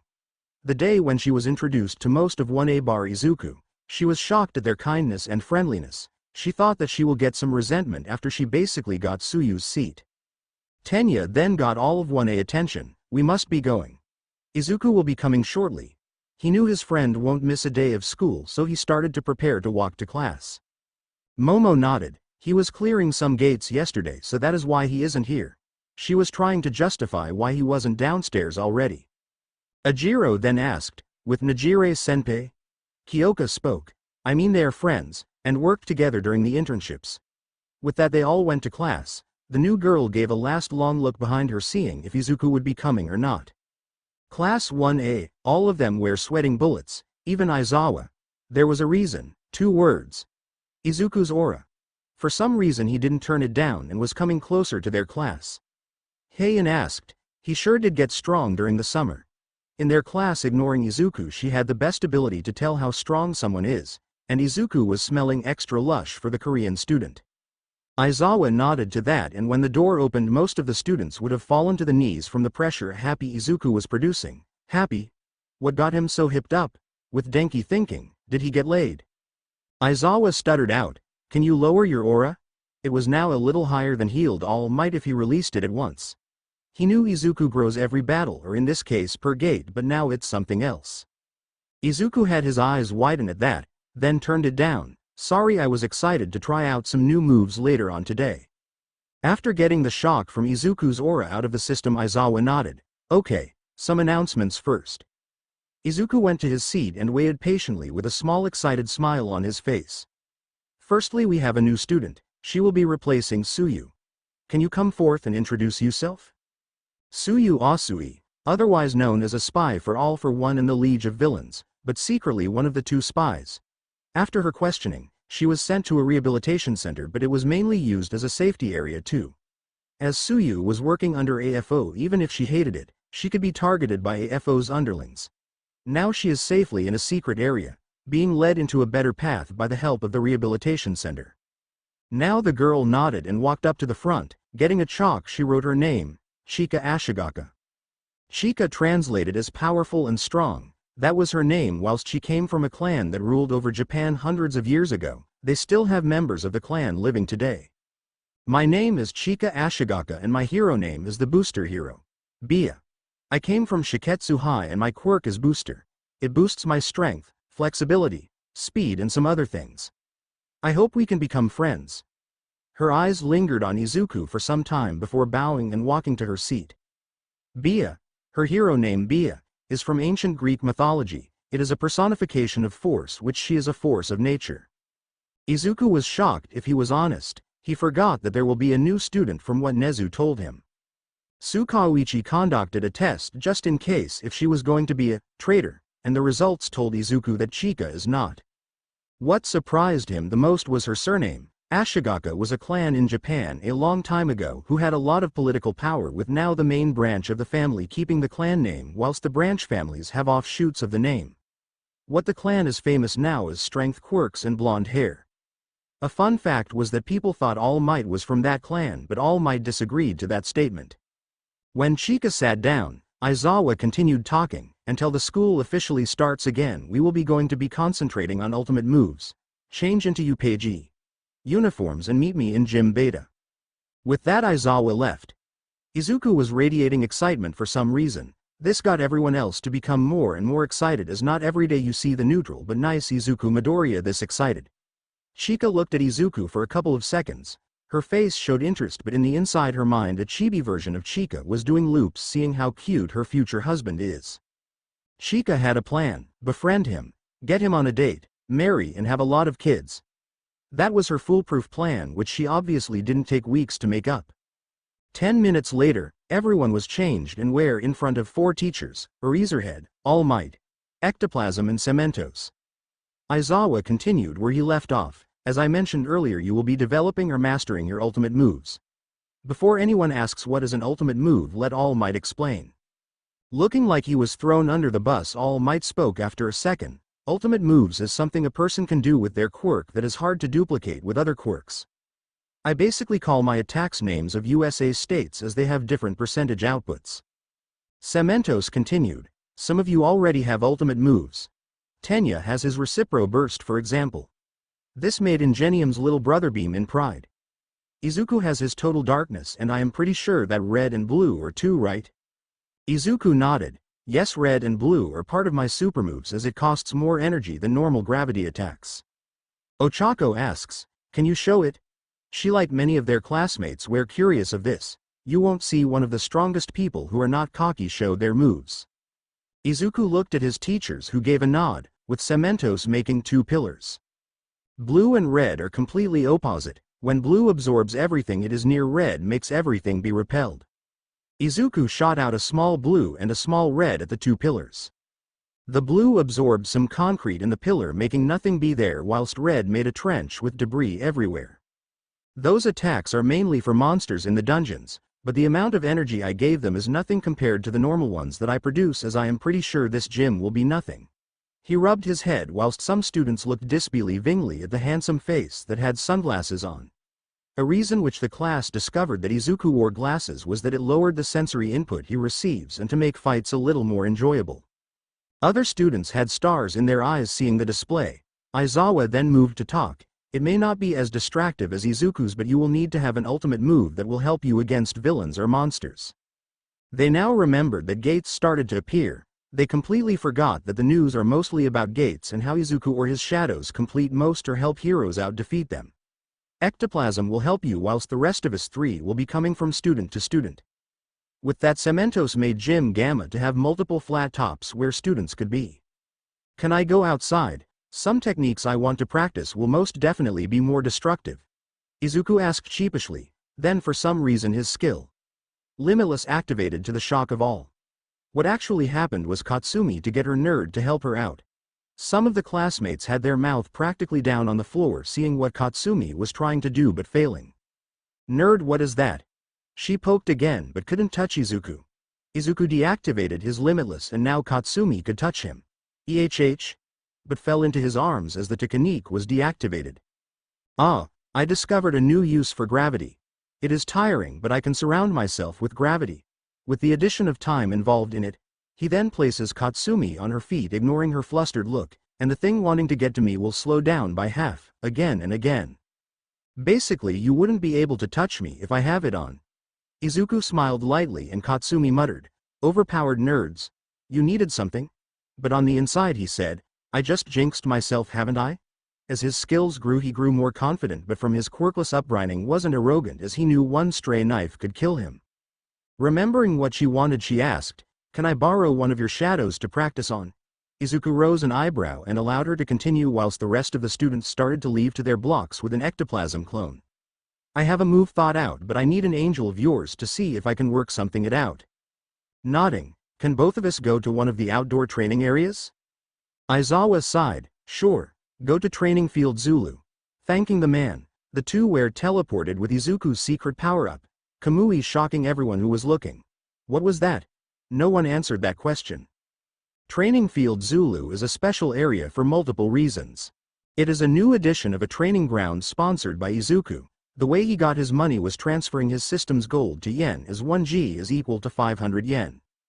Nezu was a happy camper after the mysterious donation to make a training field for a national-level hero in training, meaning Izuku's private training ground until he gets his own place.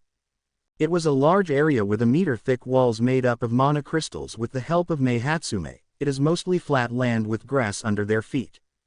There was a small river running down and some large rocks. You might ask, why was it so expensive for this training ground? Firstly, Nezu had to buy some more land from the surroundings to make this ground 4 times larger than any other training ground. It also has a system that makes the ground go back to how it looks every day, and the walls are made up to resist one of Izuku's punches minimum. What the fuck was that?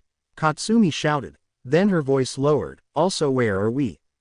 Welcome to Training Ground Zulu. This area allows us to go all out, and the training ground will be as new the next day. That is also a semi-private training ground for me, Izuku said sheepishly at the end. Then he got serious at the end to continue, which Katsumi noticed. Kachan, do not tell anyone what I will show you. Only Najire knows, as I got them yesterday, but Rumi will know soon too though.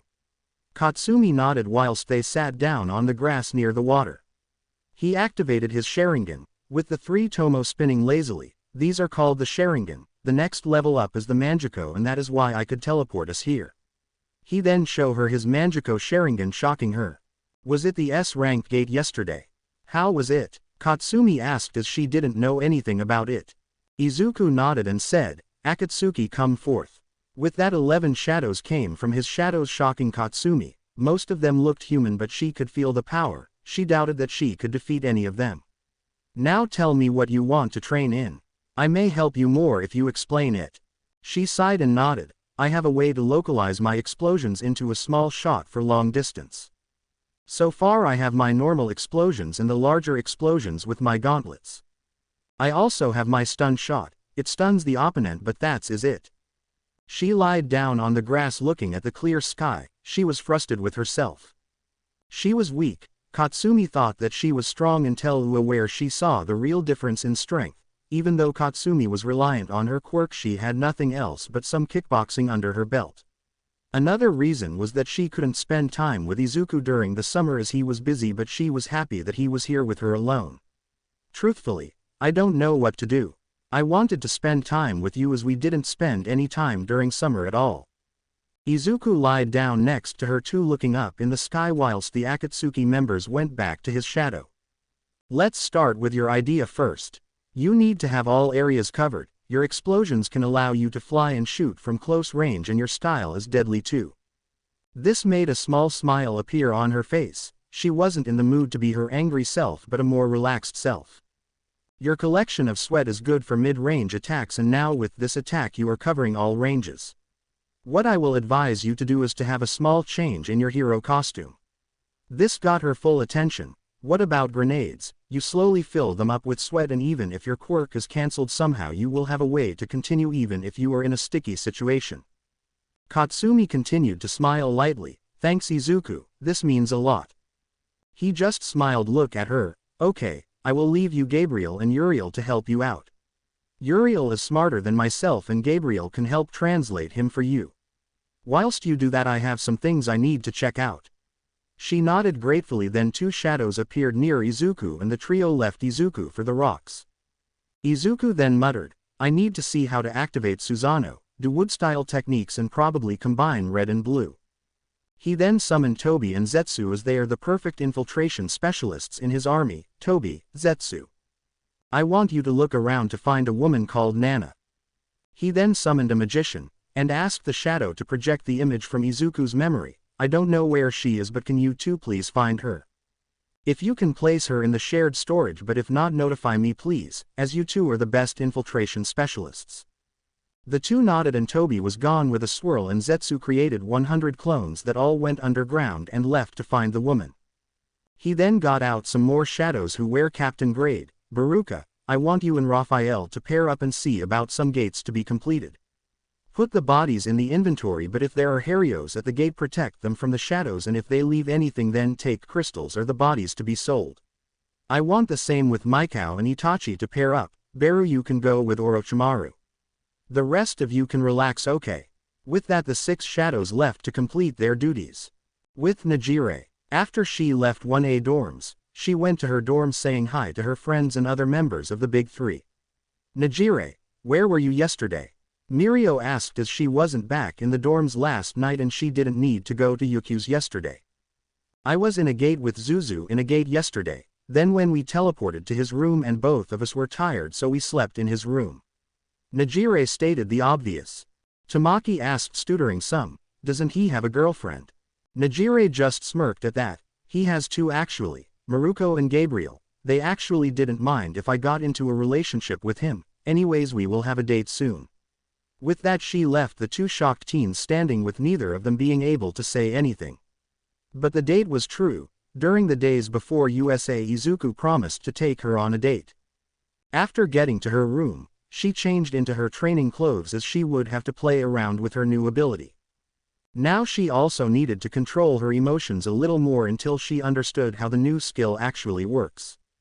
Now in her P.E. uniform, she started to jog to 3A's private VL's training ground Echo. It was nothing special but it was designed as a ruined city after an earthquake or massive villain attack. Warming up, she started to stretch her body preparing her muscles for controlling the explosions.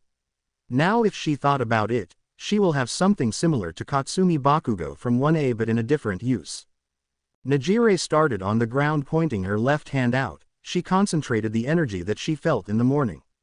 A wave came out and when it hit a building, a massive explosion happened on the side of the building making debris fly out with flames coming out of the room. She couldn't help but look in shock. If she had done a 100% shot it would do something similar but would have a larger concentration than what was shown. She looked at her left hand in shock, having her eyes widen with her mouth agape. Najire couldn't believe the power. She felt that she could have a larger explosion but also smaller ones if she concentrated enough. Doing so, she kneeled on one leg and put both hands on the pavement infusing her quirk's energy in the ground. For some reason she felt as she knew when it will explode. Jumping back she saw that after 5 seconds the pavement exploded upwards. But as a result of it she started to pant a little from the exercian. Wow, I really need to train in this more. I might need to ask Zuku for help. With that she went to one of the benches and drank some water. With Izuku and Katsumi, training field Zulu. It was 2 hours since Izuku and Katsumi arrived in the training field Zulu. During this time all of the shadows who were not looking for Nana or looking for Gates, were relaxing or having some mock battles with each other. During this time Katsumi saw that Izuku was meditating for some reason. Now as she was exhausted from using her quirk she walked near Izuku and sat next to him leaning her head on his shoulder. In all honesty Katsumi didn't care that he had a girlfriend or 2, so she asked, "What you doing, nerd?" Smiling lightly, "I am trying to figure out how to use wood. But so far there may be something but I needed to find it and organize some thoughts. I want to have the wood release, Kamui, Susano and Purple completed before I go to USA." The speed that Katsumi shot up from her leaning position to a standing one was impressive. "Why the fuck are you going to USA?" "I am interning under Star and Stripe for the first 2 weeks of our second term then 2 to 3 days per week after that," Izuku explained calmly. Katsumi just huffed. Then she blushed due to her stomach growling in hunger. She shot a glare at Izuku but he just presented some food that when Katsumi started to dig in she couldn't have enough. It was spicy katsudon whilst Izuku had his classic version of katsudon with some tea or juice on the side. It was relaxing after discovering that her nerd is going to USA, that just meant that she will be spending less and less time with him but that is a life of a hero. After their lunch Katsumi started to train her long-distance shots whilst Izuku stood up and went to an area that was not occupied and thought, "I forgot to do it yesterday." With that being thought, Izuku got the dead monsters from his inventory. "Arise." With that command 30 shadows soldiers came from the shadows cast by their bodies. Izuku knew that they may not be the strongest but helping people evacuate or deal with low-level villains. There were 4 types that Izuku arose. The boss obviously which was a large white tiger turned to a black shadow tiger with white eyes and where the scars were 2 turned white. 10 black horses that had metal armor that when close could have killed a lesser man but they were fast as a low A rank but durability of a low B rank. All of the horses were all black but had blue eyes and darker black mane and tail. Thirdly, monkeys with swords, and 8 off them. They had metal protection with longer metal nails than usual but that had brown shadows coming from some of their bodies. Lastly, 11 wolves. Now they had gray outlines and gray shadowed eyes, their teeth previously shown with metal elongated teeth but now had longer white teeth. White Tiger Boss LV.1 Knight. 10 Armored Horse LV.10 Elite. 8 Armored Monkey LV.10 Elite. 11 Armored Wolf LV.10 Elite. Smiling and petting a couple of wolves, Izuku was now being crowded by the new shadows wanting to be pet. Smiling lightly he started to pet all of the 30, not caring about their spiky weapons. After 5 minutes he allowed them to explore the surroundings, seeing that Conan took well with the white tiger. Okay, I think I may have an idea to use wood style. He kneeled down on one knee and placed both hands on the ground. He tried commanding wood style, threw him into the ground and unconsciously used MP with it. The next thing that happened was something that neither Izuku nor Katsumu could forget. Trees at the height of 130 meters grew from the ground upwards with leaves and branches like it was nothing. Izuku smirked at this. Now activating his eyes into the Manjiko form, he tried pushing MP into them similar to the Kamui to make the Susanoo. Something then started to form around Izuku and it was some kind of ribs. From the ribs an arm started to grow, then another, with Izuku pushing more MP through his eyes making the head start to grow. Continuing the trend, the legs started to grow making Izuku position higher. Finally muscle and skin started to form around the bones, finally armor and one weapon formed alongside Izuku. Then for some reason he felt as he was flying, he did not see the wings yet. On Izuku's right hand he saw a massive spear with a longer top than commonly seen. Looking back he now saw some kind of wings on his back. Izuku made it rise up and started to fly, trying to get a feel for it, then using his spear he cut the tops of the new trees in brutal efficiency. Katsumi just watched with her eyes wide open. She never expected the Susanoo to be something like this. The height of the being made up of MP was larger than the trees that Izuku grown. She didn't even know if Izuku could be defeated anymore. With all of his skills, infinity especially if he masters it, but she would be damned if she got on the bad side. Katsumi was glad that Izuku chose the path of being a hero than a villain, as no one would survive against him and his army of the undead. With Nezu, he looked over at the camera for training ground Zulu and nearly dropped his tea. He just saw that Izuku grown tall ass trees. Climate change could rise slower if he planted more trees. Then looking at what he was doing next he nearly fainted looking at the tall flying figure. He just thought, what can you not do yet? He then sighed. The HSPC is being more annoying than usual. They have only control of one S-rank hero but a lot of control over the other, Hawks and Endeavor. With the later the HSPC hiding his family problems for some favors. But now as the old national rank hero is starting to lower his activity, they would try to control the newer one but Nezu was blocking them. Apparently they would want to meet him after Izuku comed back from USA. With Izuku and Katsumi, after 10 minutes of flying, Izuku landed down and then dropped to the ground lying down panting heavily.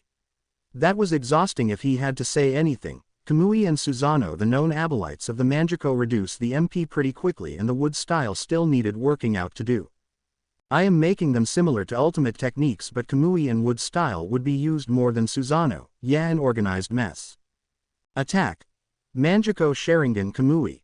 Name. Kamui. MP. 200 teleportation, 20 per sec permeation. Fatigue. 0. It is a technique for teleportation oneself or another object, but can give the user a permeation ability for only 20 MP per second. This cannot change. Attack. Manipulation of wood and other plant forms. Name. Wood style. MP. 5. Fatigue. 1. The more MP added the larger or faster the wood or plant will be. It can be used as making more trees or capture or attack and defense. The fatigue will not change how much MP is used. Attack. Manjiko Sharingan Ultimate Defense. Name. Susanoo. MP. 1000 5000 to form and 100 sec to maintain. Fatigue. 5 per minute. It is the strongest defense from the Manjiko Sharingan, can be formed as a rib cage for 1000 MP or full body for 5000 MP. This cannot change. Sighing slightly, he drank some water and then started to think about combining red and blue. The name was obvious purple, but the proportions were annoying to form. He just shook his head and went to Katsumi to help her with all of this. 10 days later, Tokyo International Airport. Izuku could have teleported, but no, he had to go like other humans because he didn't have traveling rights for USA yet. Waving at some of his fans, he went towards his plane and sat down. It was a private plane that Star and Stripe got for him to be able to travel to her, so he cannot complain. Gabriel came out of Izuku's shadow and sat next to him, looking over the window, seeing the views under them. The engine started running and soon they saw cars as tiny ants. Izuku was thinking how those days in the UA were pretty fun. The rest of 1A will be starting their class soon and tomorrow they would be completing the exam for provisional licenses. Izuku also started to talk to Chika, not knowing that this interaction was already planned ahead by the one and only Chika. He thought that she was a nice and outgoing person, not like Mina but similar to Kyoka but bigger breasts, no offense to her. He still couldn't do purple but had gotten better with Kamui and would release. Izuku smiled remembering the date that he and Nejire went on. The both of them got permission from Nezu and Izuku teleported them to a beach on the south side of Japan where they enjoyed most of the day. Izuku got them to a private beach that he booked for the day, and after getting wet from the swimming and playing ball games, Izuku set up a barbecue. After that they ate, relaxed and in general had fun. For Nejire, she didn't expect this kind of date but loved it nevertheless. In all honesty, she would prefer this kind of date than going to a restaurant. With that, Izuku fell asleep with Gabriel soon after on his shoulder. The two Kwamis came out and slept on Izuku's hair. It was a couple of hours later when the two woke up, seeing that they are going to be coming down to USA soon. They started seeing the ground underneath them, with Gabriel being excited as she was seeing another part of the world. Gabriel went back to Izuku's shadow for some time whilst the plane landed. Getting out of the plane, he saw Kathleen with some of her employees, or as she called them, brothers. Izuku waved at all of them, but when the #1 hero of America came to Izuku, the both of them hugged each other, with Izuku not being crunched up like last time to the surprise of Kathleen. "Welcome to America, Izuku." Izuku just smiled at that. Class 1A with Rumi and Nejire all said bye to Izuku as he left for the internships. It was a surprise to many seeing Rumi and Nejire hugging Izuku, but they went back to UA for their first lesson, which was a little later than usual. In class all 19 students were there, so Aizawa started to talk. "As you know, your provisional exams will be coming up later today. Hitoshi Shinso will be coming with us to the exam site and will most likely be given the 21st seat of 1A. This got many excited. Their relationship with Hitoshi went up since the camp, even if he was kidnapped. Sadly for the purple-haired kid, he just wanted to be left alone most of the time. With that being said, Hitoshi came in. "For the time being you can sit in Izuku's place, you will be having a seat placed soon." Hitoshi gave a grateful smile and nodded. "We will be leaving at noon, don't put your hero clothes on yet." Tenya stood up and rose his hand up. "Sir, I have a question." Getting a nod, he continued, "What will the exams be like?" "There will be two parts to it. It is usually some kind of team activity first, then a rescue. But with the emergence of the gates there may be a new component, or it will be done slightly different." Aizawa explained. After the gates was more well known, laws and regulations were needed to be placed. Izuku did indeed send out at least 1 or 2 measuring devices to all hero embassies. Now with that it was safer for people. What the Japanese HSPC did, like many others, allowed people to go into gates if they have some type of license. There are 3 types of licenses: the normal civilian type that allows people to go into E and D ranked gates and use their quirks. The provisional license, which is the same as the hero provisional license, allows those people to go to the gates up to their rank level. So for example, if Katsumi would have gotten her provisional, she could go to an A ranked gate, but you will be needing a hero with the same rank. Finally, the proper so-called hunters, or heroes, they could go up to a rank higher gate but as support for those type of gates. There was an exception to the rule. Izuku Midoriya, he could do any gate he wants as he was a national level. With that being said, the exams too needed to be changed a little as the governments around of the world see that gates start appearing more often every day. There were reports of gates not actually being open and killing some humans nearby, which was concerning. At the exam center, 1A with Hitoshi got out of the bus with their hero suits in the hand, with Aizawa and surprisingly Nejire as their supervisors for the day. The bubbly brunette wanted to see how Izuku's friends did during the exam, so she went with Aizawa. Now as the class was standing with Najire in her hero suit waiting for Aizawa to get out of the bus, they were approached by Ketsubutsu Academy High, especially by a black-haired kid named Yoshindo.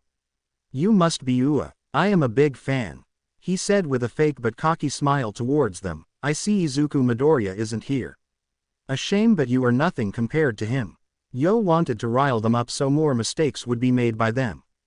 What he didn't expect was laughter and smirks. "Oh, we know, but at least he is helping up getting stronger." Shoko uncharacteristically spoke. This was a minor surprise as the quiet girl doesn't usually speak out loud, but then Yo came up to her and held her hands. "A beauty. Wow, I am Yoshindo.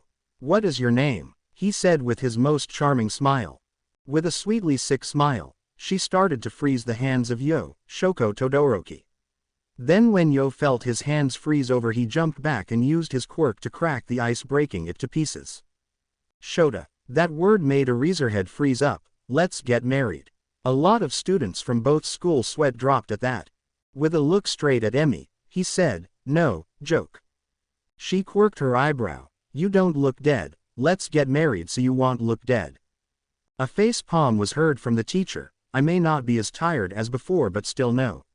He then turned to his students. "Get inside, guys, get changed and follow the instructions." With that being said, they were about to leave when Class 1A was stopped, or more specifically Chika. "Chika girl, how ya doing?" Chika turned around and smiled. "Hey Kami, good to see you again." The duo hugged with confusion coming from 1A. "This guy's is my friend from Shiketsu, Kami. Kami, these are my new classmates at UA. That's rad. Where the hottie you been talking about?" "Izuku, right." Chika covered Kami's mouth so she wouldn't be talking about anything Chika didn't want. Najire had her eyebrow risen, not surprised anymore that more girls had a crush on her Zuzu. Katsumi had her eye twitching. Kaminari then laughed. "I wonder when Izuku will realize that he is pretty dense if a girl doesn't ask him out." This made all girls interested in Izuku to freeze and realize that what he said was true. Najire just boinked him on the head. "You guys should start going. I will be cheering on you guys." Najire spoke to them. They nodded and started to leave. "Bye Najire senpai," most of 1A said as they left. Emi then looked at her old friend. "Did you not tell them about the exams?" He just quirked an eyebrow. "You know, ooh, a crush." Shota just laughed. "If you expect my kids to be the same as the sports festival, you are mistaken horribly. They will crush their competition." With that, Aizawa went to the viewing area with Najire, with Joke following them shortly. "So where is Monarch?" Joke asked. She was curious and did want to see him in person. "He went to America for internships. He will be back in 3 weeks or something," Aizawa stated non-committedly. Joke just pouted at that. "I wonder how Zuzu is doing. I think he is still on the plane," Najire thought. With 1A, they got into their hero suits and were standing with around 2,000 other students in a massive rectangular room. Yokumiru Mera, the organizer of the exams, came up on the stage and the participants became quiet. The man looked worse than Aizawa, some of 1A students mused. "Good afternoon, I am Yokumiru Mera and I am the overseer of this exam." The disinterested way he said those words made the participants raise an eyebrow. "Welcome to the provisional exams. As you may know, gates are appearing more frequently, meaning more heroes will be needed to counter them. Even if we have Monarch doing most of them at the moment, we still need more heroes to complete them. However, the standard of the heroes dropped. We only want best of the best. Out of over 2,000 of you, only 150 would actually get the license." This shocked many of those participants, but they understood the underlying truth in the words of the nearly dead man. "Usually we would have an elimination part for the first round, which is everyone against everyone, but this time you will have to worry about fake monsters. Don't worry, they are programmed to not kill you but can still injure you." Some shouts were heard, but Yokumiru just ignored them. "For this round you will be need to have 3 special pods placed on a visible part of your hero costume or body. Behind him an image showing the allowed locations of the small circular disc placement. You will be given 2 balls each, and with those 3 balls you will need to eliminate 3 opponents. The discs will turn red if a ball touches it, but when all 3 discs were hit, the one who got the last point receives the pass. If all of the 3 discs flash red you are out, but if yours flash green then you pass. Only 150 people can pass. Good luck and make it quick. After that a massive yawn came out of the mouth of the man as he walked away. Let's kill those fuckers. One explosive blonde shouted with an explosion coming from her fists. Heian nodded. If we pass then we can go into gates with Izuku. Ajiro came up to them and said, we will win. Manliness. Others from 1A just chuckled at the uplifting spirit of Ajiro. This is what some of the class needed. It wasn't as if they were not ready, but they needed more confidence. Some even wished that Izuku was there fighting with them. After everyone got their discs and the 3 balls, the box opened up. Over the speaker a voice was heard, you have 5 minutes to get into a favorable location. Most of 1A actually stayed together. Only a small group of Katsumi which got Shoko, Heian, Ajiro and Denki with them to a location that was inspired by a town. Go. With the final announcement hell started. With Katsumi's group. After walking for some time with Katsumi arguing with Denki, they heard the word, go. With that robots at the size of the 2-pointer that she had to face during the entrance exam jumped out of their hiding places. Using the move she learnt not too long ago, she shot one in the head destroying it. The robots didn't look that bad but the group soon realized that there are 3 types of robots, the speedsters, the tankers and assassins. What Katsumi just killed was an assassin, they don't produce any sound and are agile. Tankers have shields on them and punch hard, whilst the speedster's speed was high, its actual defense was low. Heian threw one of her swords at a tanker distracting it whilst she materialized a sword for a kill, going to the left she stabbed a sword that had the properties of fire destroying it. The group of 5 then were met with a group of 20 students with colorful ninja outfits. Katsumi just snorted, wannabe ninja. NGL the students from Seijin High School do look like Naruto ninja. Oi! Give up and we won't rough you up that badly, one of the wannabes spoke up, that person was throwing some nuts up and down, the metal ones more specifically. Ajiro took a step forward, that isn't manly enough for us. With that Shoko froze the whole floor making some of the ninja stuck, Denki with the support of Ajiro and Heian rushed towards them and with Ajiro taking a blow from an enlarged nut. Heian jumped above Ajiro with a sword made up of electricity to knock out one of her opponents whilst Denki went from a side with his disc shooters. A purple ninja with a black one dodged it but when they wanted to make fun of the blonde, Kaminari shot electricity knocking the 2 unconscious. Katsumi shot towards a blue ninja, preparing for an explosion the ninja shot water out of his hands nearly hitting her. Due to the time training with Izuku she dodged that purposefully at the last second, then, boom! Shooting a massive explosion that caused the blue ninja to hit a white ninja cracking some bones but having the both go unconscious. They are weak, but when she looked around she saw that all of the 20 ninja are unconscious. She then took her ball and eliminated 3 whilst the rest of the team eliminated the others. Heian came closer and said, Izuku taught us, we may never rise to his level but our skills are no joke either. Denki nodded. With his idea of making a metal disc fly out and with this new armor from the mana crystals I don't get brain fried that easily. He is a manly's man of all men, but with his help I can go ultra hard. An awkward silence came upon then with the 4 others looking at Ajiro like a madman. Laughter is what became after what Ajiro mentioned. Yeah, he is amazing. I wish he could see us in this exam. Shoko mentioned with the agreement of the others. Aizawa and the group. 5 students from UA passed the first test. The speaker announced. Yay, 15 more and it barely been a couple of minutes. Najire stated excitedly. Indeed, that is the only word that came out of his mouth. Aizawa was proud of his students especially Izuku.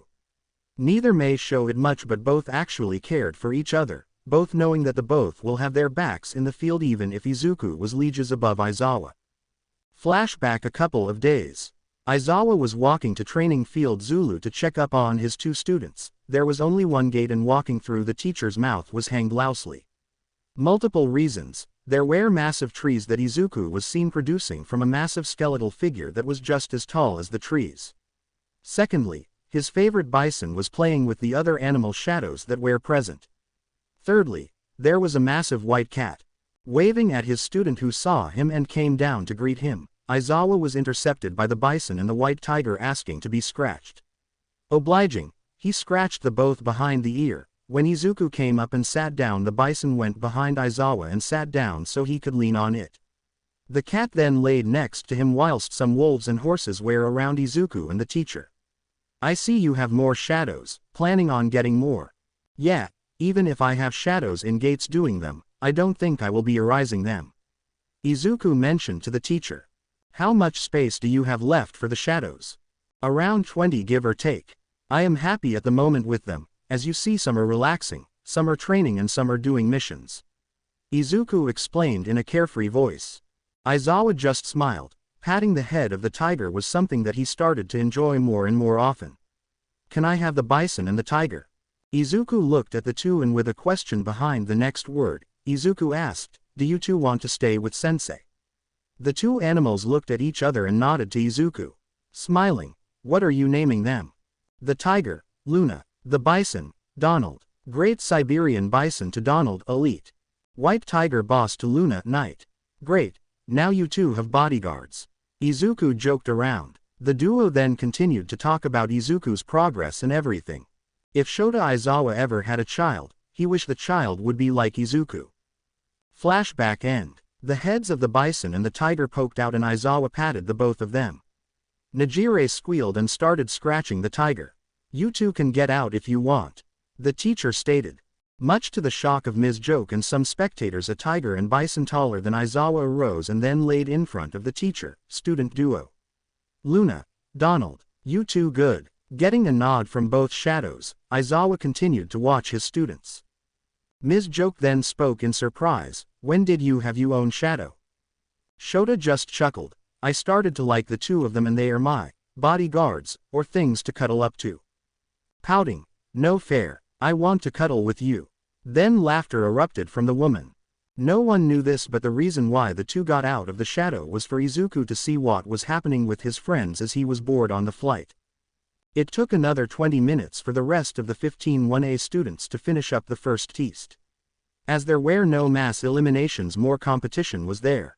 Add the fact that Ua crushing was a thing, they barely got through.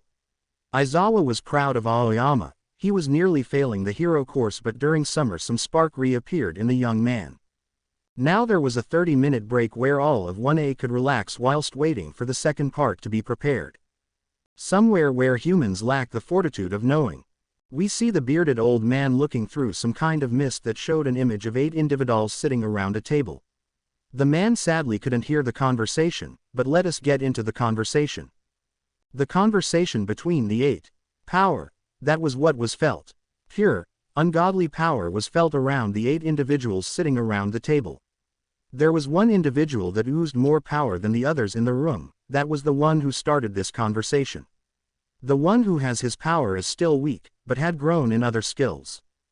The only woman of the group had a massive blush seeing the image of the man that she fell in love with, reborn into a new being. My still handsome as ever, my love.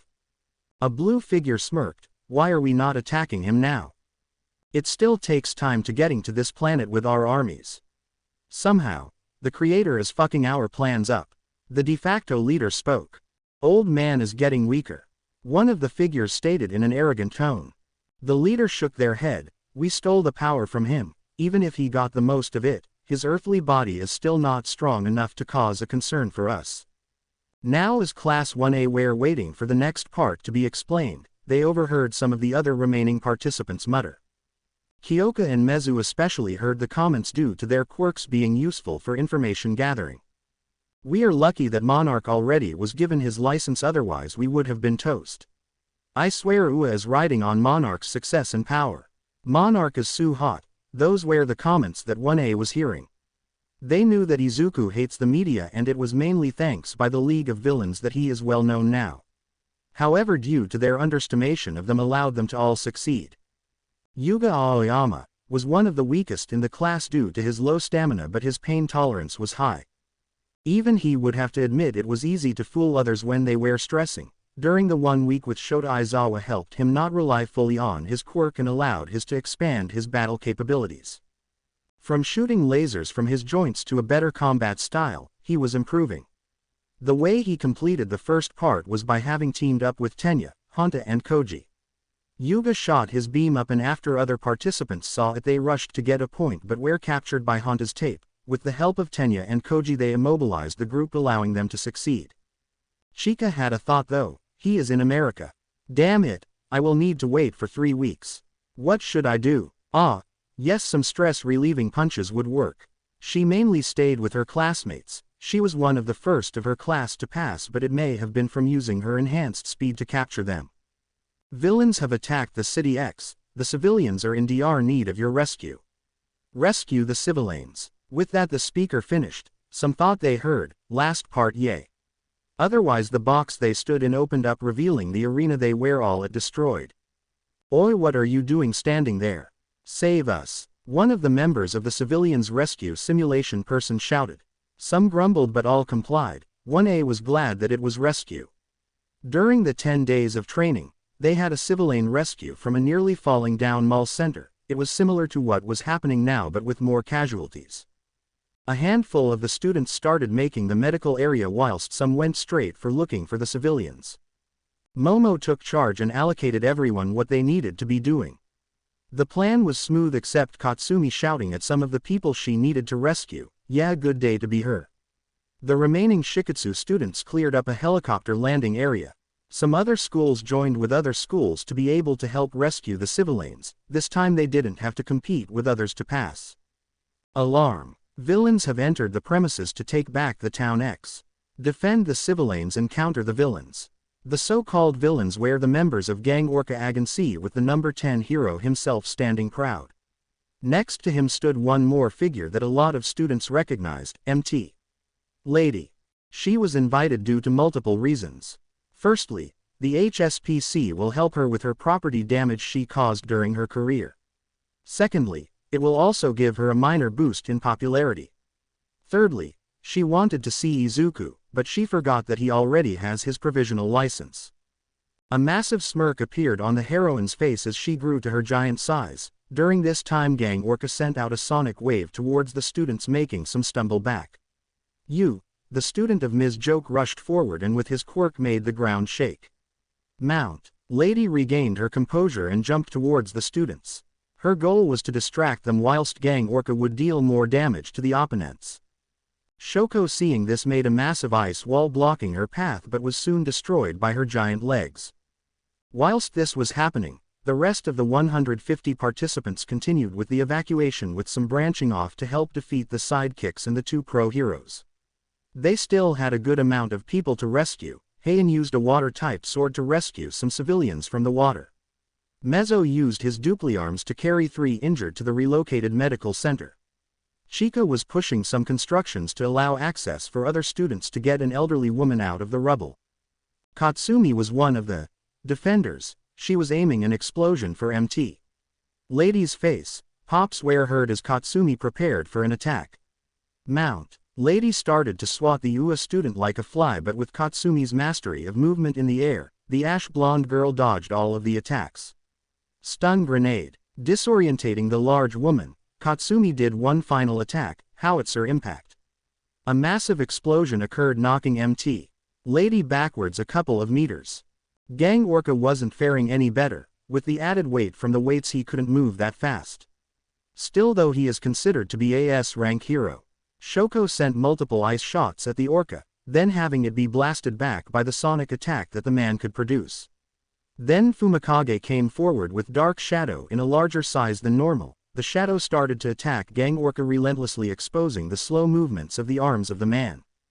Kyoka and some students from Shikatsu were sending long-range attacks at the sidekicks that held cement guns. The students were keeping their ground until an announcement was heard. All civilians have been evacuated. The exam has been finished. The speaker announced, "Please wait until the final results." With that, Katsumi fell on her back panting. Who knew that MT. Lady was an A-rank hero? I need to get stronger. For Izuku and myself. She couldn't wait to get into some gates and gain experience, but also against villains, as that is what she was missing the most. On the other side, a smaller version of MT. Lady was seen. She had some soot on her body from Katsumi, but otherwise she was good but tired, netherless. Announcement screen. It was 20 minutes after the end of the second exam with the proctor standing up on a stage with a massive screen behind him. "Well done for coming this far." A yawn escaped his mouth. "Behind me on this monitor will show who passed the second round. You need more than 50 points to pass, as it was a reduction system from 100. With that being said, the names appeared behind him. You will be given a sheet saying what you did right and wrong, also the points you scored. If you can't see your name on the screen, don't worry. We will be having remedial classes allowing you to pass in 3 months, or you can redo it in 6 months' time." With that, the tired man left to get some well-deserved sleep. Honestly, all of the participants felt pity, as it was clearly seen that he was being overworked. Especially Hitoshi felt bad, as the man looked worse than himself. Everyone in Class 1A passed, much to the shock of all of them. Hitoshi, who started training properly for a couple of months, was happier than ever too. When they received their paper, Katsumi was sweating. The reason why? She got 51, one less point, and she wouldn't have got the license. Reading further, she realized that her fall mouth probably did get her a low score, but now she didn't care. She could spend more time with Izuku. Heian received an 84 whilst Shoko a 78. The rest of the students were chatting. After getting their license, they all sent a class photo to Izuku, whilst some individuals sending him a private message with message of thanking him. All of the Class 1A had to thank Izuku, as it was Izuku that gave them experience with his Shadow's different fighting styles, even if most held back. From that they gained experience using their quirks but also working together.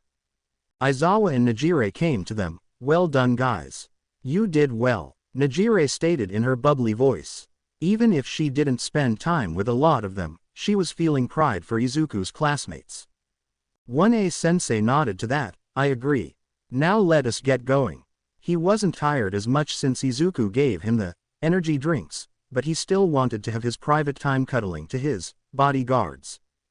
Before any of them tried to leave, Ms. Joke tried to hug Aizawa but was blocked by Donald and Luna. Aizawa had a shit-eating grin on his face. "Thanks, Donald, Luna." Ms. Joke just pouted. Though she said, "Don't forget, love, we will be meeting in 4 weeks for joint training." With that, she waved and jumped away. Fuck. Now this shouldn't be heard by any person, as all of 1A and Najire were blushing up a storm hearing the pretty multiple words that came out of their teacher's mouth. That is a lot of swear words, all of 1A thought. Let's say a lot of 1A and Najire didn't even know that some of those words even existed, so new words were learnt. "Where is Izuku when you need him?" Aizawa muttered at the end, although he became happier knowing that his favorite problem child will be back from America by then. When they arrived at the dorms, they were greeted to a lot of pizzas, chips, fizzy drinks and other fast foods. A letter was on top saying, "Well done, guys. I saw your messages and I am proud of you guys. Train hard, and I would even arrange a class dungeon to be completed." It was Momo who read it, and the rest of the students were happy hearing that. All of them knew who it was, as most of them only sent a message to their parents and Izuku. Next day, it was Tuesday, and the school life returned to normal until the afternoon when Aizawa announced something. "Now you will be having guests. You already met the 3, but they will be telling you about internships." Ajiro asked, "Is it the same as what Izuku is doing?" He just received a nod from the teacher until the door was flung open, revealing the Big 3. Mirio, the de facto leader of the Big 3, came up to the center and exchanged pleasantries with Shota. Getting permission, the mini All Might started. "Hiya, as you already know, we are the Big 3. I am Mirio, the shy person is Tamaki, and finally Najire." They don't look like potatoes. Everyone just ignored Tamaki, already kind of used to the behavior of the shy boy. "Now, tell me, the future will be." An awkward silence overcame the classroom. Grim. Denki then muttered, but everyone heard him. "I mean, it is already grim with the gates and the increase of villain activity." The rest of the students nodded, and the class vice president stated, "That is why we are here. To increase the safety of everyone." Mirio just sweat dropped. Maybe if he didn't introduce himself to them during the final exams, then the reaction would be different. Anyways, internships is basically being a sidekick to a hero. They help you to get stronger and teach you the way to become a better hero. Anyways, it is a better way to show you guys than sitting in your seats. He then turned to Aizawa. "With your permission, can we go to Gym Alpha?" The erasure hero nodded and then told the class, "Get into your P.E. uniform and meet in Gym Alpha in 10 minutes. With that, everyone left, with Najire being last to leave out of Big 3. Gym Alpha. The gym facilities don't really have gyms but a massive closed-off area where students could train. The actual gyms are located in a different part of the campus. Mirio stood in front of 1A who all wore their PE uniforms. "Okay, now you 20 will be facing against myself. Are you sure, Senpai? Wouldn't it be unfair for you?" Honta asked. "Indeed, that sounds like unfavorable odds for you," Fumikage continued. A smirk was the answer that Class 1A got. "Anyways, ready, go." With that, 1A arranged themselves in the front fighters, mid-range and long-range support. Everyone was shocked when Mirio seemed to disappear into the ground and jump back near Hitoshi, hitting his stomach, making the boy nearly pass away. Always deal with the people with mind-type quirks. Then he once again disappeared. Some of the students who were near him tried to attack, but their attacks seemed to phase through him. Now if I think about it, Izuku has a similar ability thanks from his Sharingan. Najire thought, thinking about her boyfriend. They will have another date when he comes back and see how it goes from there. During the time Najire was daydreaming, Mirio took out the long-range attackers. Next were the long-range attackers. Using 5% of OFA, a small nearly not visible golden aura surrounded him, making his speed be faster, surprising Shoko who nearly froze the Big 3 member. But as everyone, Mirio hit her stomach, making her go onto the floor. Katsumi shot forward, but as her explosion went through him, she used her instincts to shot herself upwards, missing a punch from Mirio. Mirio continued the demolition of 1A. Heian tried blocking the blonde man with her sword, but his arm passed through, but when his arm was through, then he punched Heian. Ah, Izuku cannot do that. It is either all of his being fully permeated or not, unlike Mirio. Najire thought with a frown. Aizawa, seeing that, he leaned down near her and asked, "What's wrong?" Izuku has a similar skill, but the difference is that he can only do it fully or not, unlike Mirio. Najire explained. Aizawa nodded to that. Tamaki heard some of it and thought, what does she mean with Izuku having a similar ability as Mirio? It was weird. He thought that Najire would be saying everything to them, then keeping secrets. But himself and Mirio were too keeping secrets, so he couldn't blame her. There was only a problem. Mirio was close enough to hear what Najire said. This got himself to lose concentration of both Alpha and permeation, allowing Katsumi, the last one standing, to send a massive explosion at Mirio, knocking him off his feet. "Ha, got you," she smirked as she jumped back. Katsumi saw that the naked male was in a sour mood. That made Mirio not realize that he used his current maximum of 37%, rushing at full speed at a wide-eye Katsumi. She tried to get away as she knew that it wouldn't be pretty after that. The aura around Mirio intensified a lot. It was of a mid-S rank, but the visible gold sheen was seen clearly. Time was slowing down. Katsumi, who was never against a challenge, was shaking now. Closing her eyes and trying to put her arms up to guard herself. Nothing happened. Aizawa and everyone in the gym saw that Mirio for some reason released his aura and intensified his OFA usage. Being too late to react, that saw as Katsumi tried to get her guard up to protect herself. Shota also saw that some students tried doing something to protect Katsumi, but something surprising happened. Izuku told no one except Nezu that he left a night-level shadow in every 1A student, except Katsumi, Shoko and Heian, where he placed an elite kit just in case. Izuku also placed an elite knight in Najire's and Rumi's shadow just in case he needed to use the skill of teleportation to get to them. What stood in front of Katsumi was Beast, the Nomu that Izuku defeated during the USJ incident.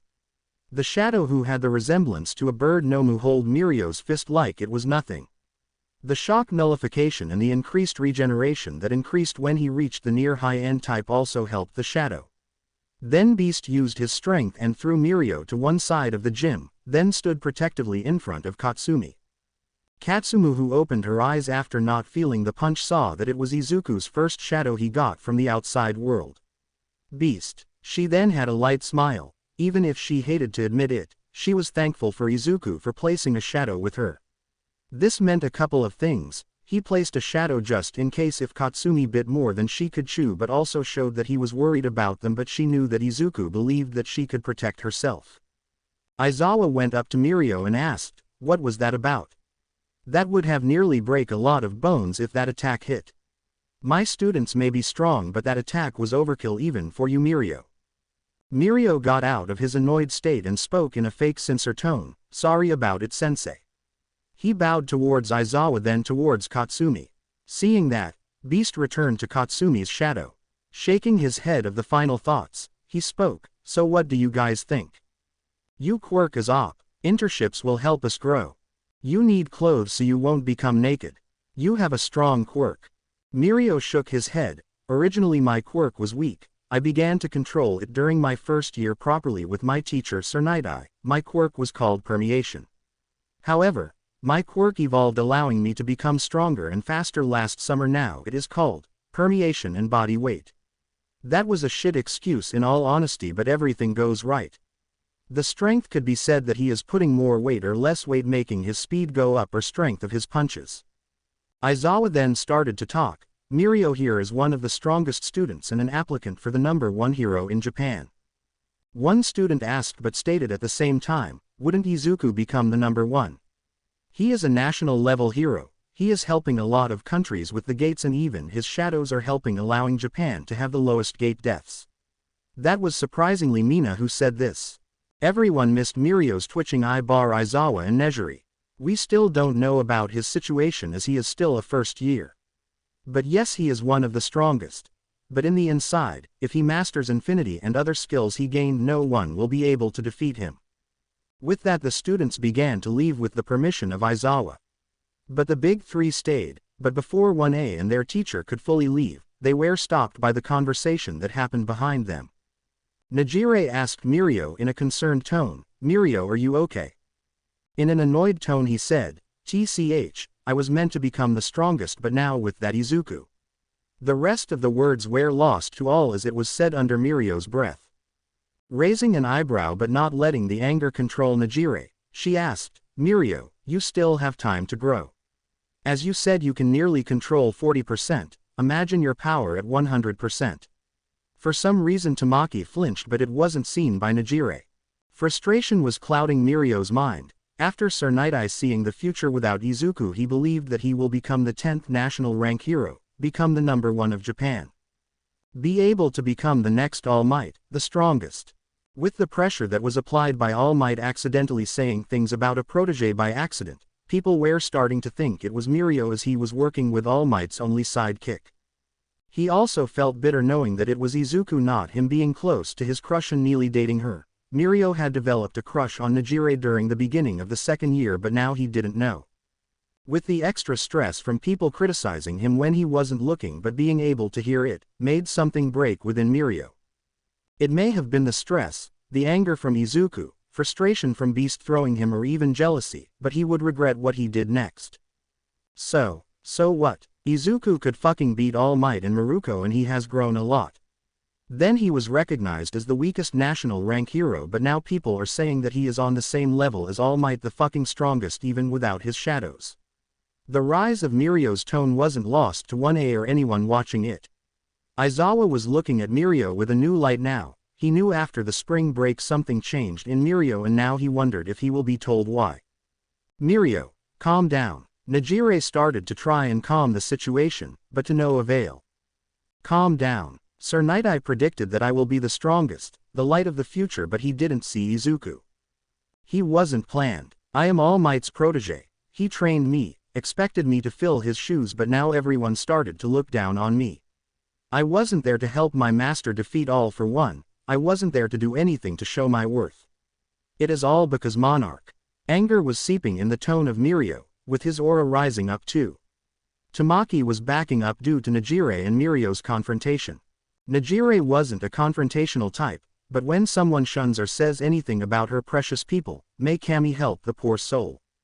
Her aura was rising to new levels not seen by either boys. Now it was mid-S rank level, where previously it was at high A rank. It wasn't my fault that Zuku is out there helping people. Heck, he isn't even receiving anything but a thank you from everyone. Now you are here bitching because people are angry at you for not even protecting them from the gates or helping All Might. The power that you posses is getting in your head, Mirio. You think you can become a #1 hero, but so far the people don't see that. Mostly it is Night Eye and possibly All Might, who cares about it anyways. She wanted to make Mirio calm down, but even at the back of her head she doubted that what she said even worked. Not protecting them, that is what you are saying. The people should be grateful, an S rank like myself protecting them is a bonus for them. No harm will be done to them, but everyone seemed to ignore that. I am overshadowed by your precious, Izuku. The two auras were clashing hard now. Grateful, wasn't your goal to save 1 million people? Heroes are the ones to protect the innocent, the civilians. What have you become, Mirio? She said in a whisper with her hair overshadowing her eyes. This was the last straw. Mirio charged at Nejire full force. Luckily she dodged and flew up with her energy waves. Mirio jumped up with a punch aimed at her stomach, but was met with an energy wave with some explosion release being added to it. Mirio in his state of mind didn't have his permeation on and so was hit with an energy wave that exploded when in contact with him. The shock made him hit a wall. He had wide eyes looking at her newfound ability. How? Nejire just gave a disappointed look towards Mirio. Everyone keeps secret. Don't badmouth Izuku Midoriya, because he is more of a hero that you will be. With that she walked off to her Izuku's room, whilst leaving 1A, Aizawa and the two remaining Big Three members in shock from having explosions in her waves. No one expected to see this, especially Tamaki. Everyone thought that Nejire was a happy but peaceful individual, but now they know not to mess with her. Nejire started to have some tears in her eyes. Izuku mentioned to her that if she ever needs to go to his room when he was away then she could. When arriving she went to the bed, but before she could cry some more, she was hugged by Izuku. The walk from the plane to the agency wasn't long. They were in one of the two agencies that Star and Stripe goes between. One in the outskirts that had a landing area for planes and the other one in Washington. Star and Stripe, otherwise called Kathleen, was showing Izuku around happily whilst Izuku greeted everyone with a smile and a wave. And now finally this is the area where I do my paperwork in this agency. Kath finished of the speech. Izuku nodded in wonder. This is one of the two agencies, right? Yup. The other one is in Washington. I swap around there every week, so next week we will be working there. Izuku just nodded to that. She continued. Today get some rest. You may experience some time problems as USA is a couple of hours behind Japan. Izuku just nodded and with a hug the two separated. I will try my hardest with the time difference between USA and Japan. So if I got anything wrong, just flow with it please. They are in the west of USA and it's around 16/17 of an hour behind the Japanese time. So when Izuku arrived there, night was coming along as it was Sunday. Izuku's room was a nice and cozy place, a double bed with a closet and a private bathroom. He had a view of the landing area for the jets and planes with some hills in the background. Going to his bed, he just laid down chatting to Sass and Kalki for some time until he fell asleep. He doesn't really use them much, but he talks to them as often as he could. Izuku also sent some of his shadows around the area he was located in to report their findings. Next day, it was Monday in USA whilst night time in Japan when Izuku woke up. It was 6 in the morning.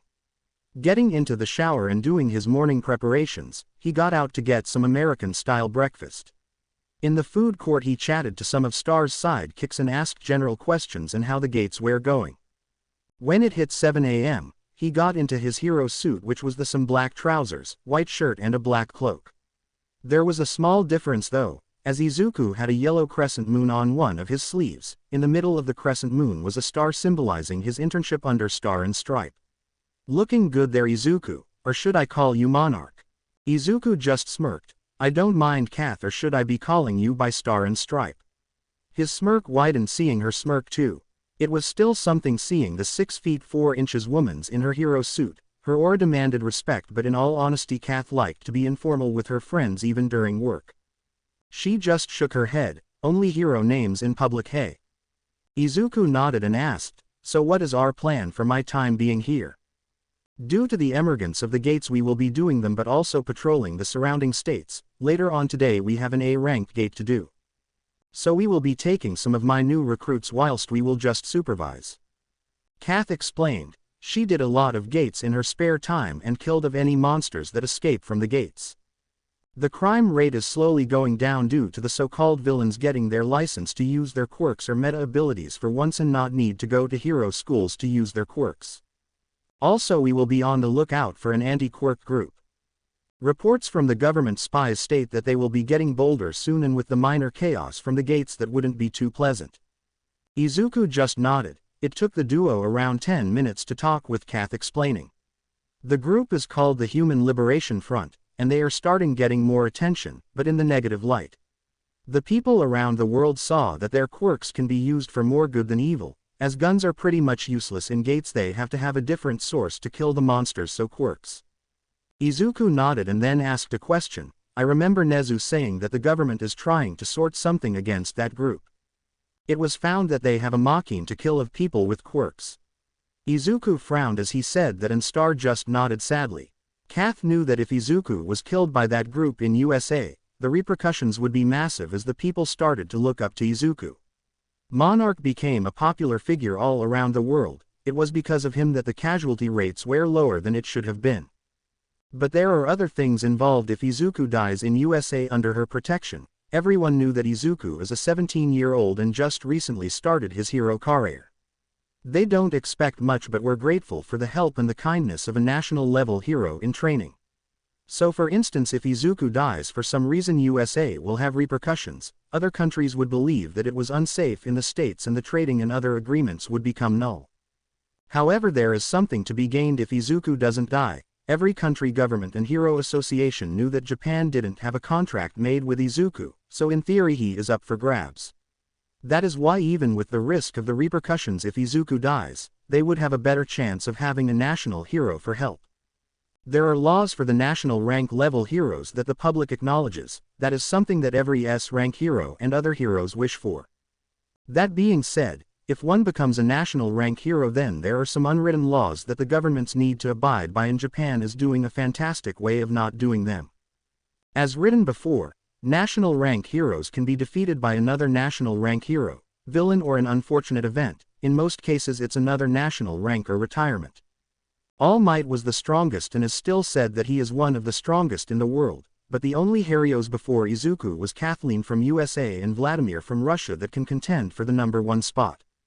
Now with Monarch being one of the strongest and making friends around the world, it will be harder for Izuku to be killed without repercussions. Now what Japan's HSPC and government failed to do yet was to establish a good relationship with Izuku, meaning if Izuku so pleases he could go to another country, ruin the economy of Japan, or start using his power for evil purposes. Luckily, Izuku wouldn't do that as he still has loved ones to care for, but even now Izuku frowned upon the HSPC. From what Nezu told him, they wanted to have a leash over him at the beginning of UA. The positives of being a national rank hero was being able to have more freedom, have a voice in the country's politics, and can have partial control over the military if they wish for. Of course there are other benefits like extra pay, but Izuku doesn't care about those at the moment. Anyways, for the next 4 hours Kathleen showed Izuku about paperwork, routines, maintenance of the base, and familiarizing with the surroundings. 4 p.m. Izuku with his hero suit and Samahata on his back, he wants to finally try the sword if the opportunity presents itself, stood with Kathleen as she started to look towards her new sidekicks. Hello everyone, this will be your first A-rank gate as all of you have been training from E-ranks to B-rank gates. Monarch and myself will be accompanying you for your safety. They checked with the gate measuring device which stated it was A-ranked, and something interesting happened. The people who attended gates often started to feel how strong a gate was, but that could be told with experience such as Kath did. Both of us won't interfere until the situation is needed to, as everyone is prepared. Let's us head in. The group had 15 recruits, 8 A ranks and 7 B ranks. The group was separated by the tanks, mages, damage dealers, and support. Tanks are the protections of the group. They usually have a defensive type of quirk such as hardening or had a shield as a support item. The mages are the long and mid-range support, otherwise known as long-range attackers. They usually have an emitter types, but not all of the emitter types are the so-called mages.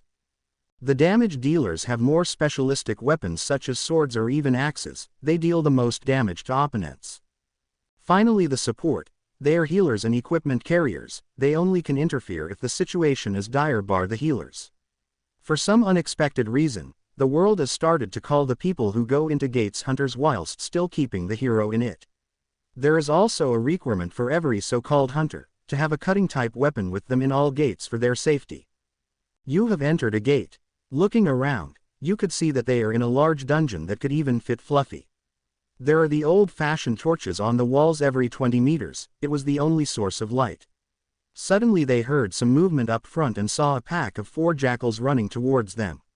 One of the heavy hitters frowned and swept his hand, causing his wind-type quirk to slash their throats, killing them.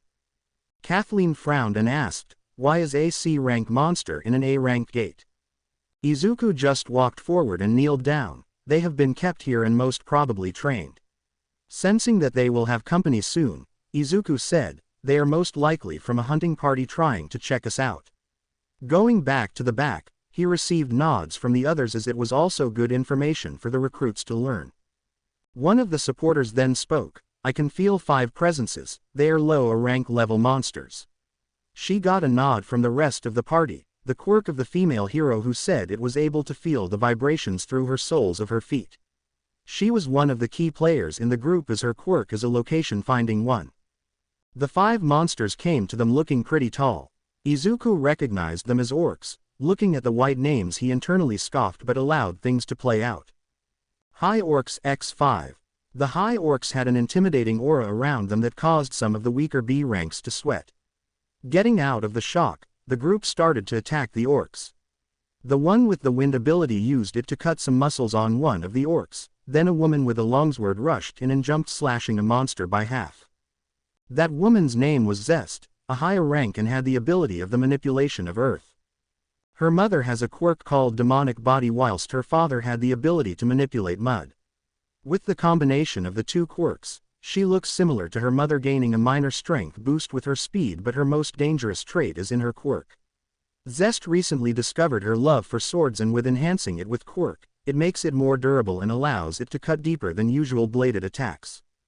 She isn't wearing much protection but her agility is higher than most. She is probably in higher rank.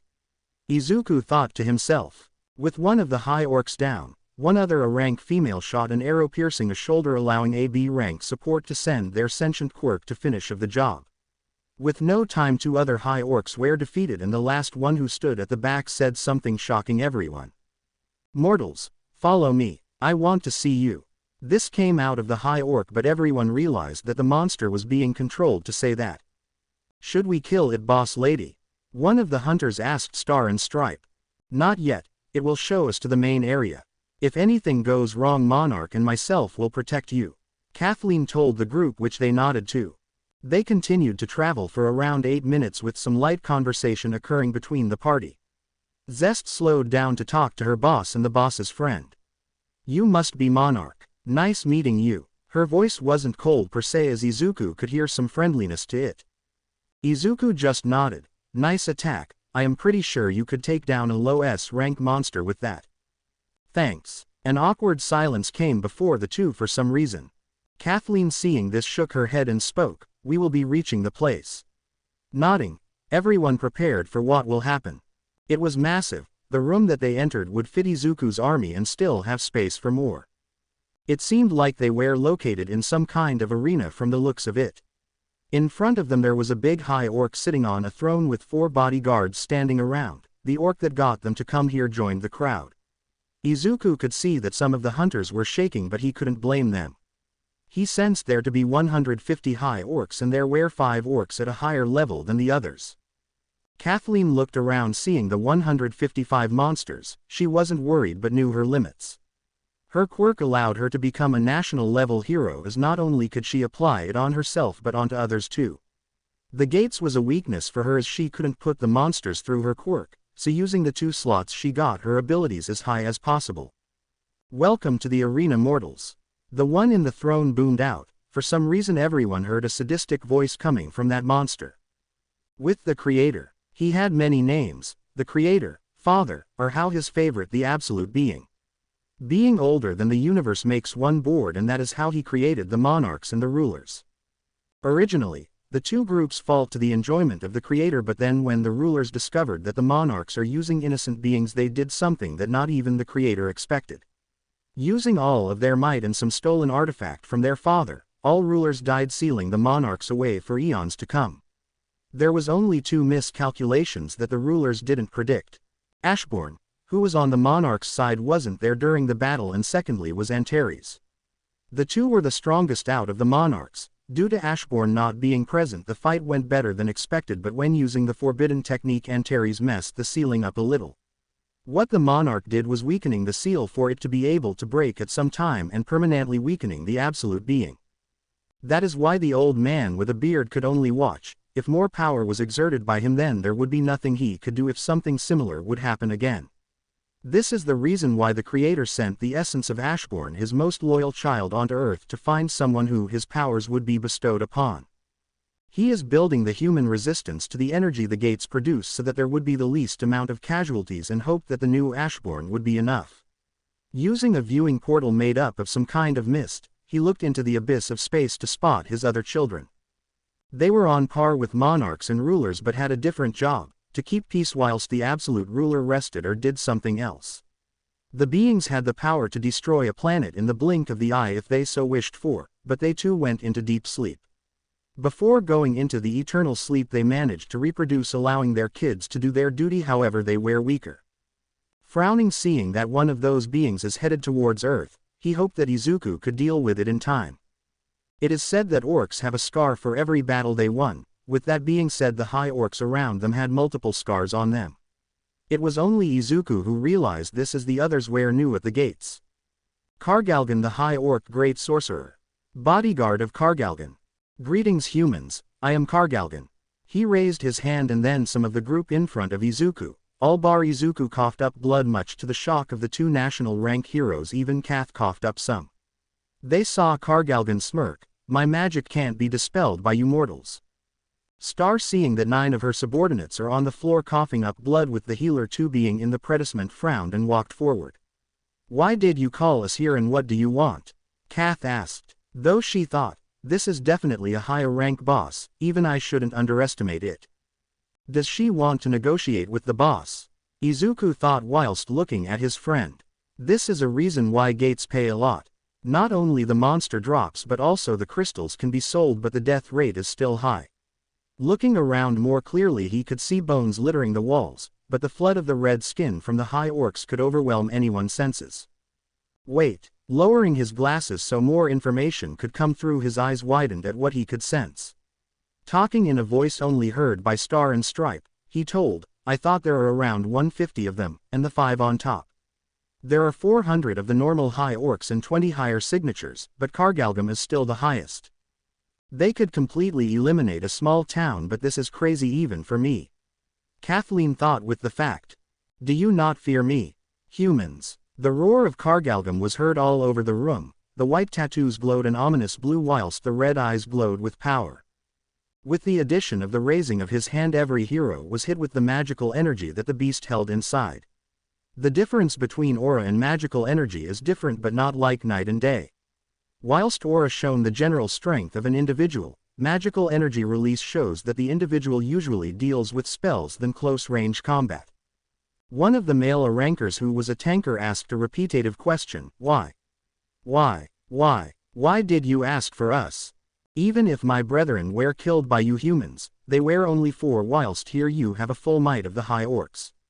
Kargalgan then took a couple of seconds, then continued, for entertainment. What? The same ranker asked.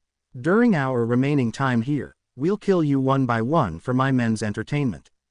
A roar of approval was heard all around by the high orcs. However, there seems to be something odd amongst you humans.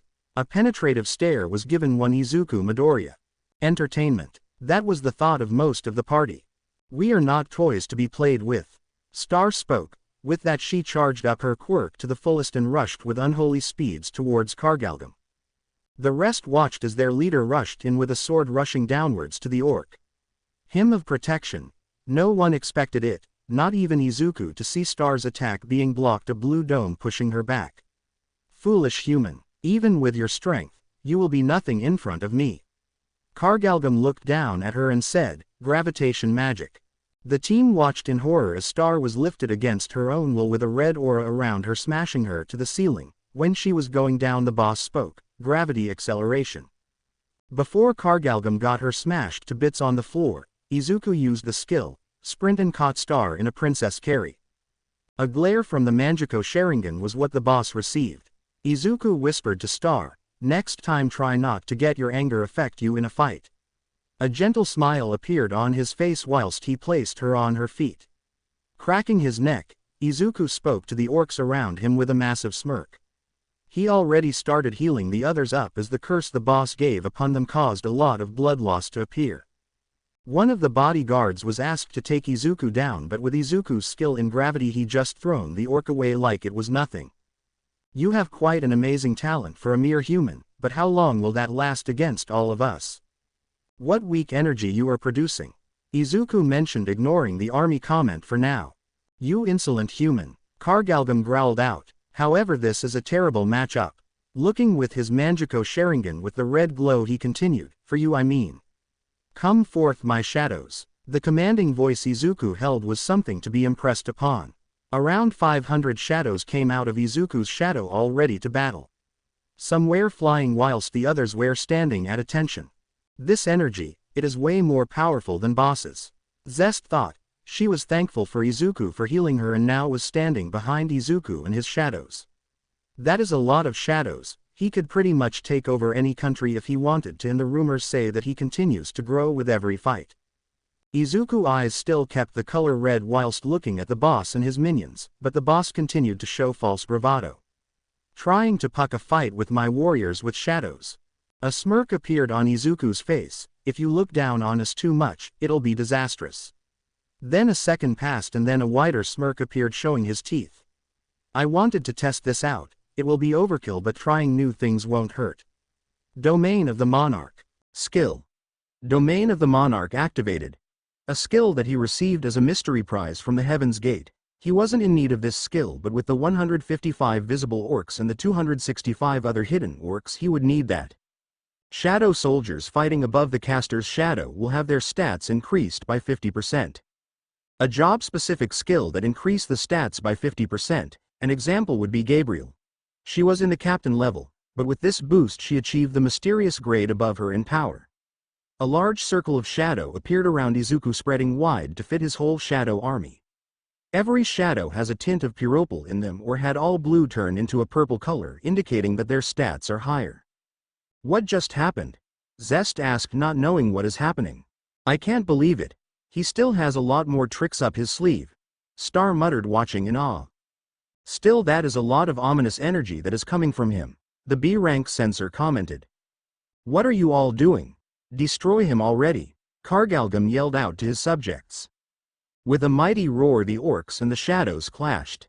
Deidara is using the skill Mad Bomber. Multiple small clay bombs escaped from the arms of Deidara as the first wave of attack, blowing the orc ranks away like it was nothing. It was soon clear, seeing that the normal high orcs will stand no chance at this rate. Come in the rest. The rest of the 265 high orcs came jumping down from hidden compartment. It was still a one-sided massacre. Izuku rushed towards the boss whilst leaving the now 20 bodyguards to his captains. Using Samahata in his right hand whilst the Kusanagi in his other hand, Izuku did the same attack as Star used with the same form of protection. Samahata ate the power away from the protection, but the grass cutter cut through the barrier like it was nothing.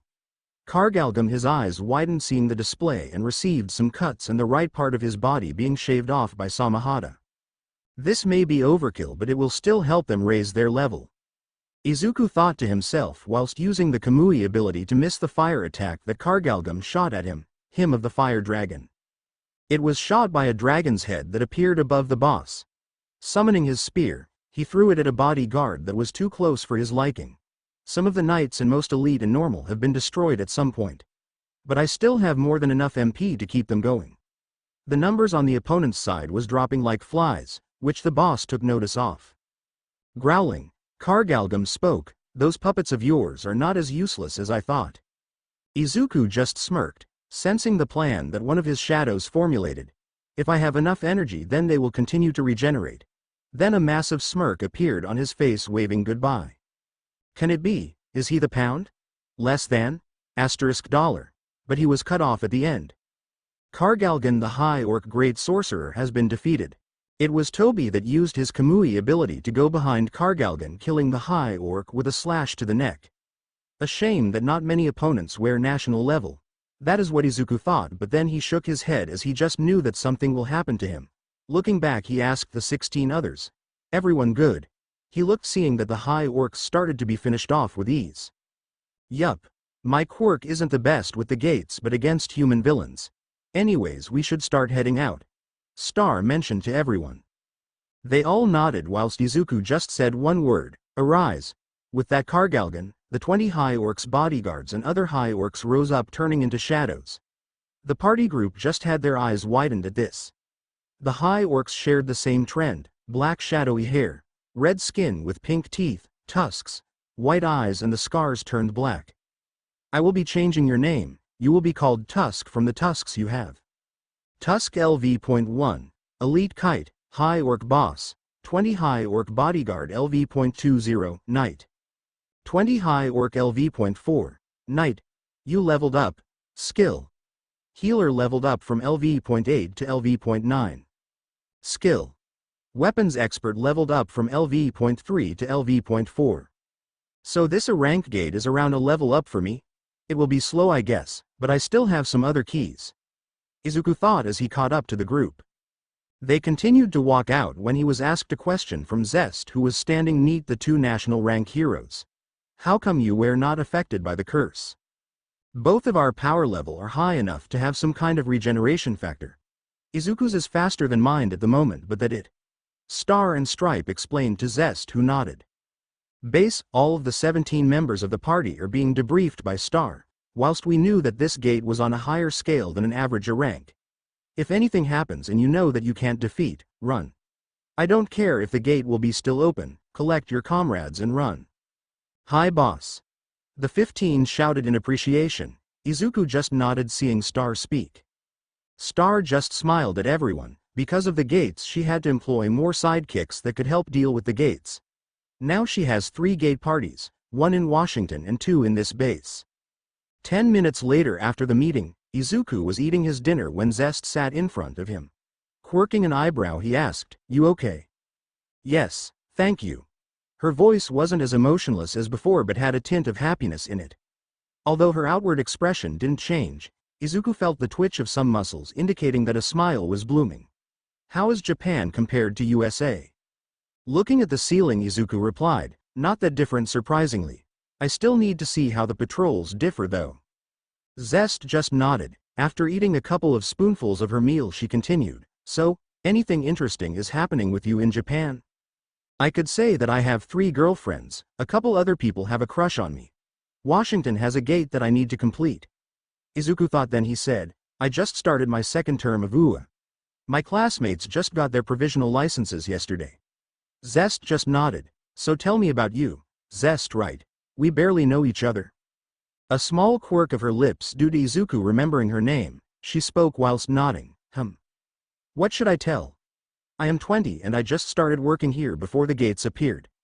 I have a sweet tooth, but also recently I found a fascination with swords." Izuku nodded, hearing that. "What about you?" "I just know the bare facts that the media present." "Sure. I met Star and Stripe during summer at Island and we became friends. I am 17 and I like to discover new things. Such as abilities of my quirk or the world. I don't really like reporters and I have 3 girlfriends." Izuku mentioned, but when he spoke about his girlfriends, a small smile came on his face, indicating to Zest that he truly cares about them. "I see, so. She was cut off by Kathleen entering the dining area." "Ah, Izuku, you are here." "Hey Zest." Star greeted them as old buddies. "If you don't mind, can I steal Izuku from you?" "Hi boss." The devil woman agreed, but Kath could hear a tone of sadness in her voice. "Sure, I will just put my tray away." With that he left. Whispering to Zest, "Don't worry, I will help you out," with a wink at the end. Zest just wanted to hide her face. She thought that she understood her boss. Kathleen wanted to help her out with Izuku, right? In Izuku's room, an hour later, it was an hour after he spoke to Zest. Kathleen wanted to ask him some questions and some general information, but now Izuku left to his room to relax. Laying down on his bed, Sass and Kalki were eating some food whilst he was trying to expand his senses. Eyes widening, seeing through Uriel's eyes, he used the skill Shadow Exchange and hugged Najire whilst Uriel was dealing with the Kwamis. "It's all right, Najire. I am here," Izuku said whilst Najire was hugging his body. "Do you want to talk about it, or continue hugging? I don't mind as I am free." "Hug at the moment." Izuku just nodded, hearing a usually confident woman have a small breakdown in front of him. The monarch looked outside the window and saw it was still daytime whilst it was nighttime at USA. He continued to hug her until her soft cries turned into small snores of contentment. Izuku whispered to a shadow, "Wake me up if anything is happening in the USA or after 3 hours." The angel on guard nodded and returned to Izuku's shadow. 2 hours later, Najire started to wake up. She just remembered what happened between herself and Mirio Tagata in the gym. Now all she could remember was her Zuzu under her whilst she is hugging him, taking all of the warmth.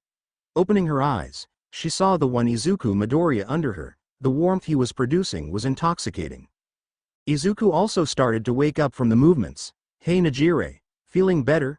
Izuku asked whilst putting his arms around her, making her head go back onto his chest. The only female in Big 3 heard the gently beating of Izuku's heart, with a small smile. "Yeah, feeling better now, thanks." "Want to talk about it?" Izuku said with a whisper, even though he knew bits about what happened. Talking in a low tone, Najire told Izuku what happened. From the fight between 1A and Mirio to Mirio nearly shattering all of Katsumi's bones but was protected by Beast. Later on the confrontation between herself and Mirio, with finally Mirio trying to get a hit on her whilst she revealed the explosion release. Izuku listened to all what she had to say and continued to hug her whilst some of her tears hit Izuku's chest. There was one thought in Izuku's mind. He continues to learn since the sludge villain incident that family and friends are the most important if we ignore hero duty.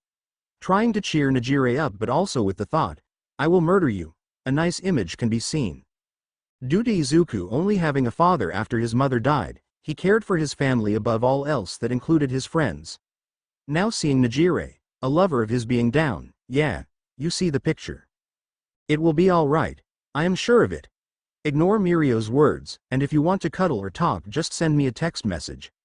I will try getting here as fast as possible, also you can continue to use my room like it's yours."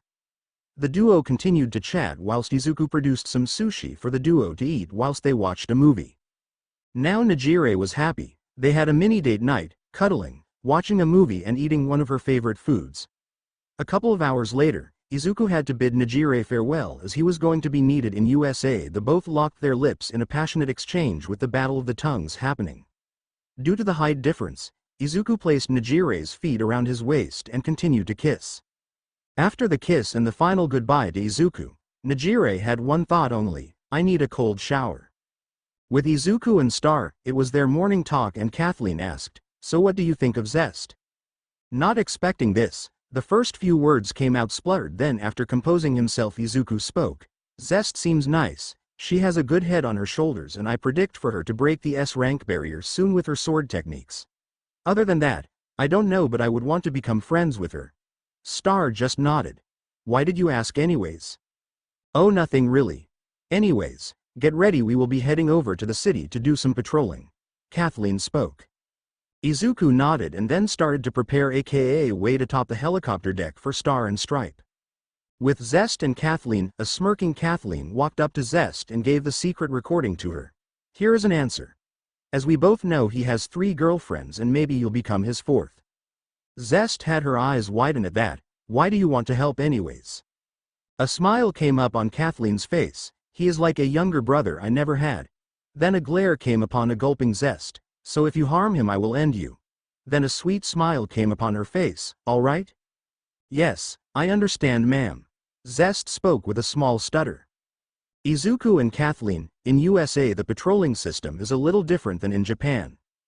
Due to some laws made a couple of centuries ago, a lot of people can own firearms. This is also why USA has a lot of new heroes have a stop in their career due to that fact. Luckily, the support department makes all suits bulletproof to a certain extent. She then threw a mini camera to Izuku. "This small device is needed on you on all times when patrolling a city. Just in case someone wants to sue you, you will always have evidence if you ever need it."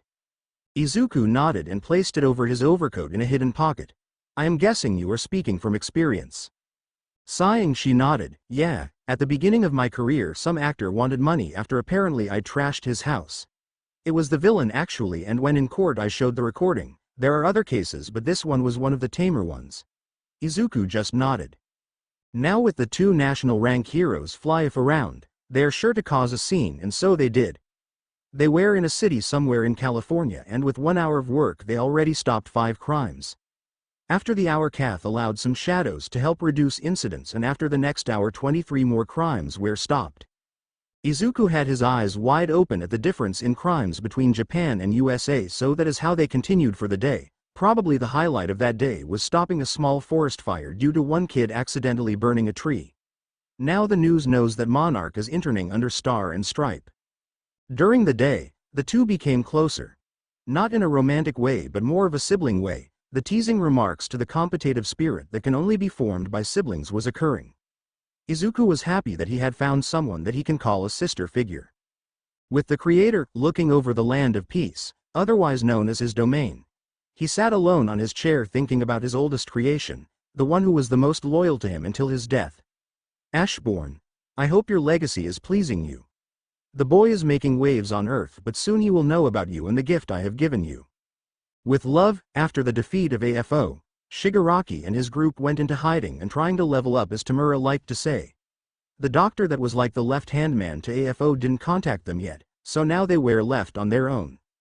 They of course entered the dungeons, and my oh my, it was a sight to see seeing the members of Love being free. The use of their quirks to adapt to the monsters was something to see. Even if they tried to befriend some, that too didn't end up well. Tamura sighed as he read an article about his rival Izuku in USA. He still couldn't help but smile with what Izuku gave him. Flashback. Whilst Izuku and All Might was facing against All for One, Tamura and his group were watching their sensei battle it out. When AFO made Kurogiri's quirk active, Izuku used this chance to make a node become invisible and used gravity manipulation to place it in a pocket of the new leader of Love. After having a chair turn to dust, he noticed something in his pocket, so he read it. Tamura Shigaraki, I am sorry about your sensei, but I hope we can still be rivals. I know that I was holding back whenever we met each other, but I hope you train and become the strongest villain. I want to have a rival. I am bored limiting myself. You might ask, why would I want a villain to become strong? It is simple. I know All for One helped you expand your hatred, but life isn't fun with only hatred. So instead of focusing on destroying the world, train and become stronger, so when we will clash, our battle will be told to the future generations of the battle between the gods. Izuku aka Monarch. It was a surprise a hero wanted to help a villain become stronger, but he just smirked and placed the piece of paper in his pocket. He will happily become stronger and become one of the 2 gods that Izuku mentioned to him. Flashback end. Since the day AFO has been defeated, Tamura continued to train, but now he was sighing as the meeting with Overhaul went worse than he thought. Twice brought him to their current hideout, and after some talking, shit hit the fan. The bird face leader wanted to combine Love with his group of Yakuza under his name, not Tamura's. A small battle ensured, with Mr. Compress losing an arm and Himiko's equipment becoming destroyed. Now he had to think of a way to make this situation more favorable in his direction. I hope you enjoyed this. The next chapter is going to go to Washington Memorial Tower. I added Love as it is around the same time period as the original time period. Also, there are the skill names that have been leveled or gained. Skill. Healer LV.9. Active. Can heal up to advanced injuries with the possibility of regrowing missing organs and cells. The current speed is fast, 15 mana per second. Skill. Weapons Expert LV.4. Passive. Evolved. A passive skill that gives you 60% more experience when using weapons of any kind and a plus 10% speed boost when using a weapon in combat. Skill. Domain of the Monarch. Job-specific skill. No mana required. Shadow soldiers fighting within the shadow of their summoner will receive a 50% stat increase. Domain of the Monarch and shared inventory won't have a level, it is a set increase. Monday's second week of internships. It was a fun week for Izuku. The relationship between Izuku and Kathleen cultivated into a stronger sibling relationship.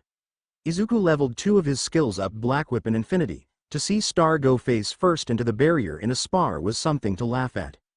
Skill. Infinity leveled up from LV.1 to LV.2. Skill. Black Whip leveled up from LV.3 to LV.4. He summoned most of his shadows, and actually gave the Orb of Liberation to Tusk as he was the main heavy magic user. The magicians were technically stronger, but they were just harder to kill compared to Tusk. Now the duo was in Washington, D.C., District of Columbia. The duo took Zest and another rank hero with them. Being Monday during a school week, not many people were on the streets as compared to the traveling hours for work. This being Izuku's day off, he told the three others after they unpacked that he will be going to look around as he never been to this part of America. Wearing his usual glasses and a surgical mask, a normal mask like people had to use for COVID-19, on his face so he would be recognized less. Getting out of his normal black and white outfit, he got some black jeans and a green oversized hoodie. Putting some earphones in, he started to walk towards the Washington Monument. Firstly, going into an alleyway, he used his skill stealth, and getting a black key out, he placed it in front of the monument. The key had a spearhead on the end with two scythe ends on top. Item name: Truth Gate Key. Item class: Type: Key. This must be done alone. Secrets will be revealed that cannot be told to anyone. Location in Washington Monument. Without anyone knowing, he was sucked in and the gate closed shortly after he opened it. What he saw was darkness. Then suddenly red eyes began to be seen all around him. You have entered a gate. Torches began to illuminate around the now revealed cavern. The blue flames spaced just a meter but higher than even Fluffy could reach. The light produced the shadows of the monsters to appear, allowing the red glowing eyes to be dimmed. Izuku could only see warriors and musicians all around him made of stone. Straight in front of him sat a large figure with a crown made up of stone. Izuku saw that next to the man sitting on the throne was a stone angel with a tablet. The hood was covered, not allowing Izuku to see its face. All the statues had some moss and cracks covering their body, but Izuku wasn't fooled to their power. It all began here. A voice was heard from all around. The greenette couldn't locate it but stepped closer to the middle of the hall. Why can I feel it? Am I scared? Izuku thought to himself. He didn't have this feeling for a long time, but he didn't like it. These statues are not monsters or even living beings. Now he walked closer to one and saw the height difference, which was large, but he frowned. Are they merely puppets? The power that fills this room only comes from one source. Walking up to a statue, he spoke. You are the true source. Won't you say anything? The Sharingan started to spin in its base form in his eye. For some reason I feel I recognize you, but I don't know how or when. At last, you have made it this far. The statue had its eyes wide open with its mouth showing a grin that even sent shivers down Izuku's back. It continued to speak, but now the 3 pairs of its stone wings sprout out with some cracks to be heard. The 6 wings were larger than even Gabriel's own. The stone tablet started to crack. Finally you have arrived. With that the tablet broke into hundreds of pieces. He broke it just like that. Izuku wondered to himself, so the rules that I just read meant nothing, hey? Oh, it doesn't mean something. But now it doesn't matter. The stone angel spoke.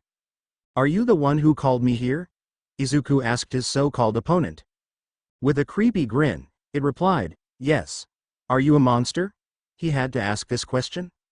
That is the wrong question. Continuing to grin at Izuku, it continued, rather than asking what I am, you should be asking what you are.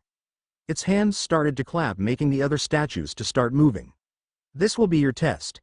If you have managed to stand with your own 2 feet at the end of this test, then everything you've wished to know will be revealed on you. That will be my reward for you. With that the stone statues started to march towards Izuku. Come forth. Shadows started to appear under Izuku for his army to come out. Not that way. This is the place of testing. It replied with a snap of his fingers. Izuku got a notification. For the duration of the final test, all of your class-specific skills have been sealed. The only thing I want to test is you. I am not curious about the capabilities of your servants. A frown appeared on Izuku's face, but he still kept his Sharingan activated. He needs the advantage of any skill to win this battle.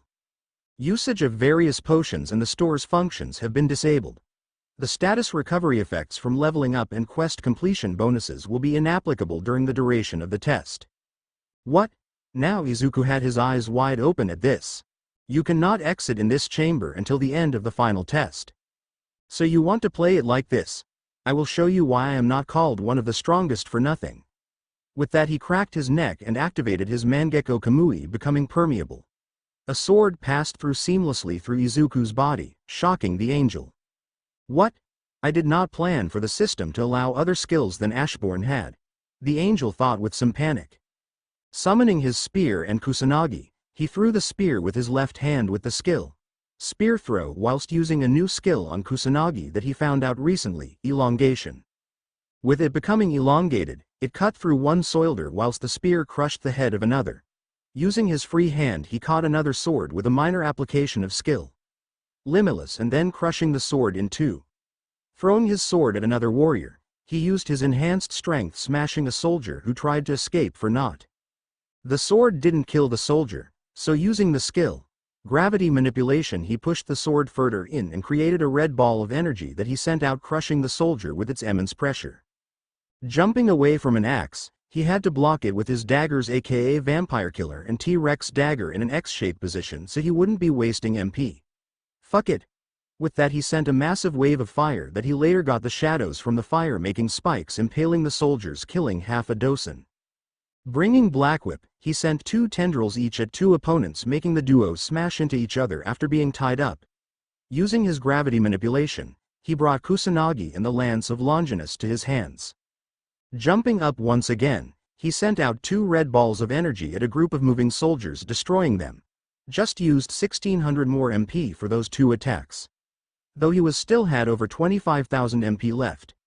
Using stealth, he sneaked up upon the last embers of the stone army and using Vital Strike hit the last 3 soldiers, killing them. You've grown a lot in this human body. It is really great growth. But in the inside he was frowning. How did this human obtain this much strength? He is nowhere near him, but it is impressive nevertheless. But he continued, however this was too easy for the test to even end. You like to talk. Izuku grumbled, but then his attention went towards the massive statue that was there sitting and watching over the battlefield. The height of the ceiling, a massive sweat drop appeared on Izuku's face. A white crack appeared on the angel's face. Now, it's time to worship God. Then more statues started to the robe under the supposed god. Is there no end to them? Then the eyes of the largest statue began to glow and 2 lasers that were centered at Izuku were shot. Using spring to get away, he was able to push some of the soldiers into the line of action where they eventually turned into nothing. Danger, wait what? For some reason the warning he received allowed him to dodge a spear thrown from behind. New skill has been discovered. Skill. Danger Sense LV.1, passive. A subconscious ability, and the 3rd gift from All Might's predecessor. It warns of the user of danger, may it be an attack to the oneself or near them. I need to deal with the giant. After a quick second a smirk appeared. The best way to deal with a giant is to be one yourself. Then saying out loud, Susano. With that a black ethereal figure started to be present using 5000 MP. Becoming as tall as the statue, Izuku used his feet to crush the remaining minor statues and then with its hand prepared a punch that the large statue tried to block. Cracks started to appear, and with Izuku applying more pressure to the large puppet, it started to be pushed backwards. Finally, using the spear he manifested, Izuku stabbed it in the chest of his opponent and pulled it down, allowing Izuku the win over the so-called god. How? The angel thought. Izuku had other thoughts. This power, it's just a little bit, but I can feel it. I think I'm growing several times faster than normal. With false bravado, the angel stated, so you've countered my creation in such a way. Incredible. It started to clap once again. Keep your promise. Izuku stated, walking up to the angel. Ha ha ha. The test isn't over yet. Look, I'm still standing, aren't I? It stated. An emergency quest has started. I am the final test. It spread its arms apart in a come here motion, with a notification being sent towards Izuku. Your heart will stop if you do not defeat the enemy in the allotted time. Time remaining. 10 o'clock. Who the hell are you? Izuku asked with a frown on his face. Time remaining. 9:58. I told you that was a silly question. Fine, I'll answer you. Me? I am the creator of the system. This was said as the same time as a message was sent. I am the creator of the system. Are you satisfied with my answer?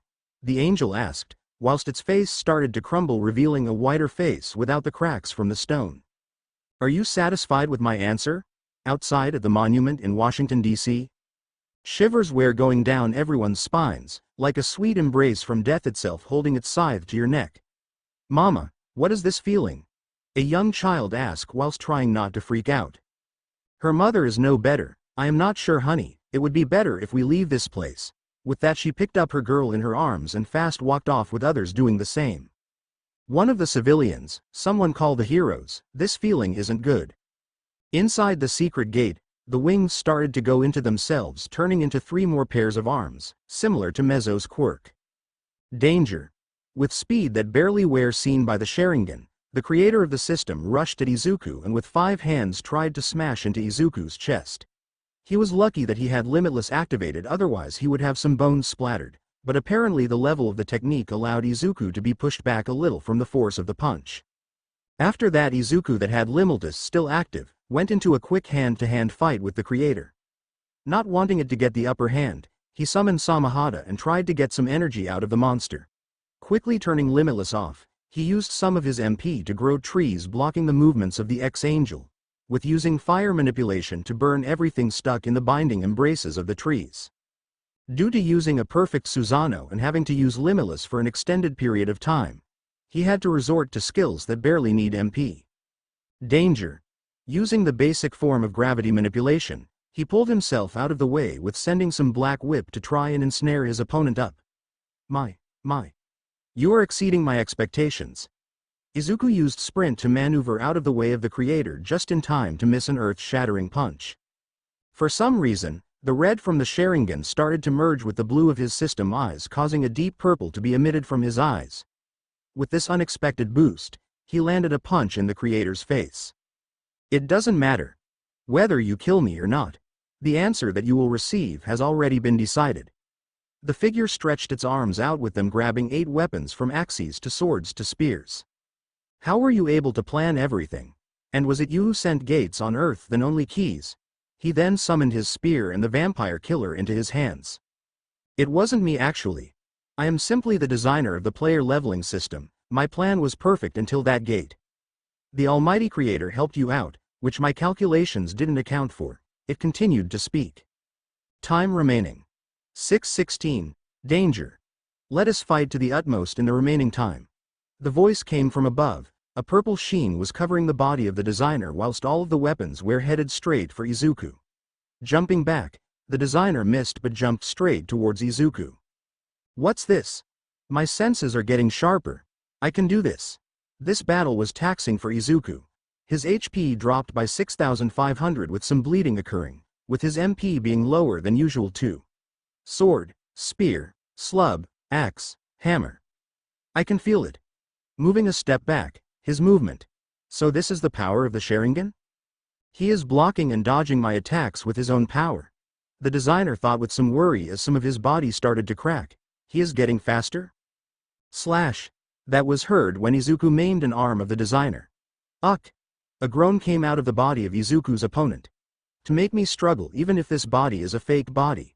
Then he looked at Izuku's eyes. I see. He didn't care about the Sharingan but the passion, the perseverance and the strength. There's a reason why you were chosen. It's just a little bit but he has it. Another arm was cut off from the architect's body. You're just a mere human. How dare you? Time remaining. 3:45. The bodies of all fallen soldiers started to rise up, including the larger body of the one he defeated with Susanoo. Time remaining. 3:38. Time remaining. 3:29. Total pressure. Using the skill. Gravity manipulation infused with MP. Everything in the 200-meter radius fell onto the floor bar the ex-angel. The gravity of the situation wasn't felt by the angel. Winking face. Using only 2,300 MP for this attack, he rushed towards the angel, cutting 2 more arms with the elongated Kusanagi. Then the architect pushed Izuku backwards, making him hit the wall. Danger. Izuku rolled out of the way of a spear, and quickly he had to use the Mangekyo permeation technique to dodge a sword strike. Time remaining. 2:40. With a quick jump, he elbowed a soldier's head that was remade by the architect and threw his Longinus towards the mastermind, getting another 2 arms cut off. A massive collision was heard as Izuku was now pointing the Kusanagi to the throat of the architect. I lost.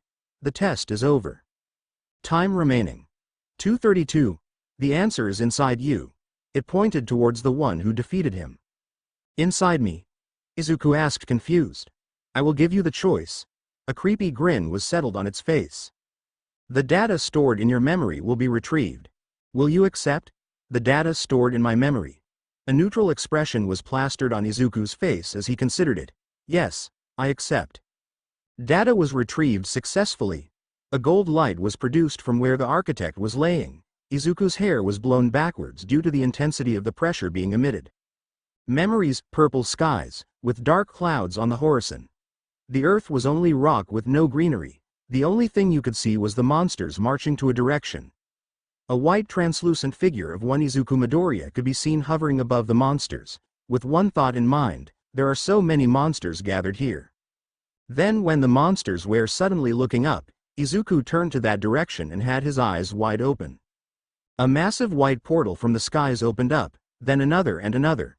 On ground there are monsters such as the elves, orcs, goblins and the giants. If all the monsters here came out of a gate at once, humanity doesn't stand a chance. However, the ones they were facing were not humans. When cracks appeared in the portals, white feathers came out with thousands, if not millions of angels came flying down. There was one faceless one leading them all. The other angels had some kind of metal on their face masks. There are more angel types. In truth, the monsters combined their strength to fight the angel type of monsters. This is war. The sound of weapons clashing and armor breaking was deafening. Shouts of victory soon turned into screams and groans, and the ground was dyed red. The angels were too strong, so after the complete annihilation of the monsters seemed inevitable, the advancement began to stop, one by one.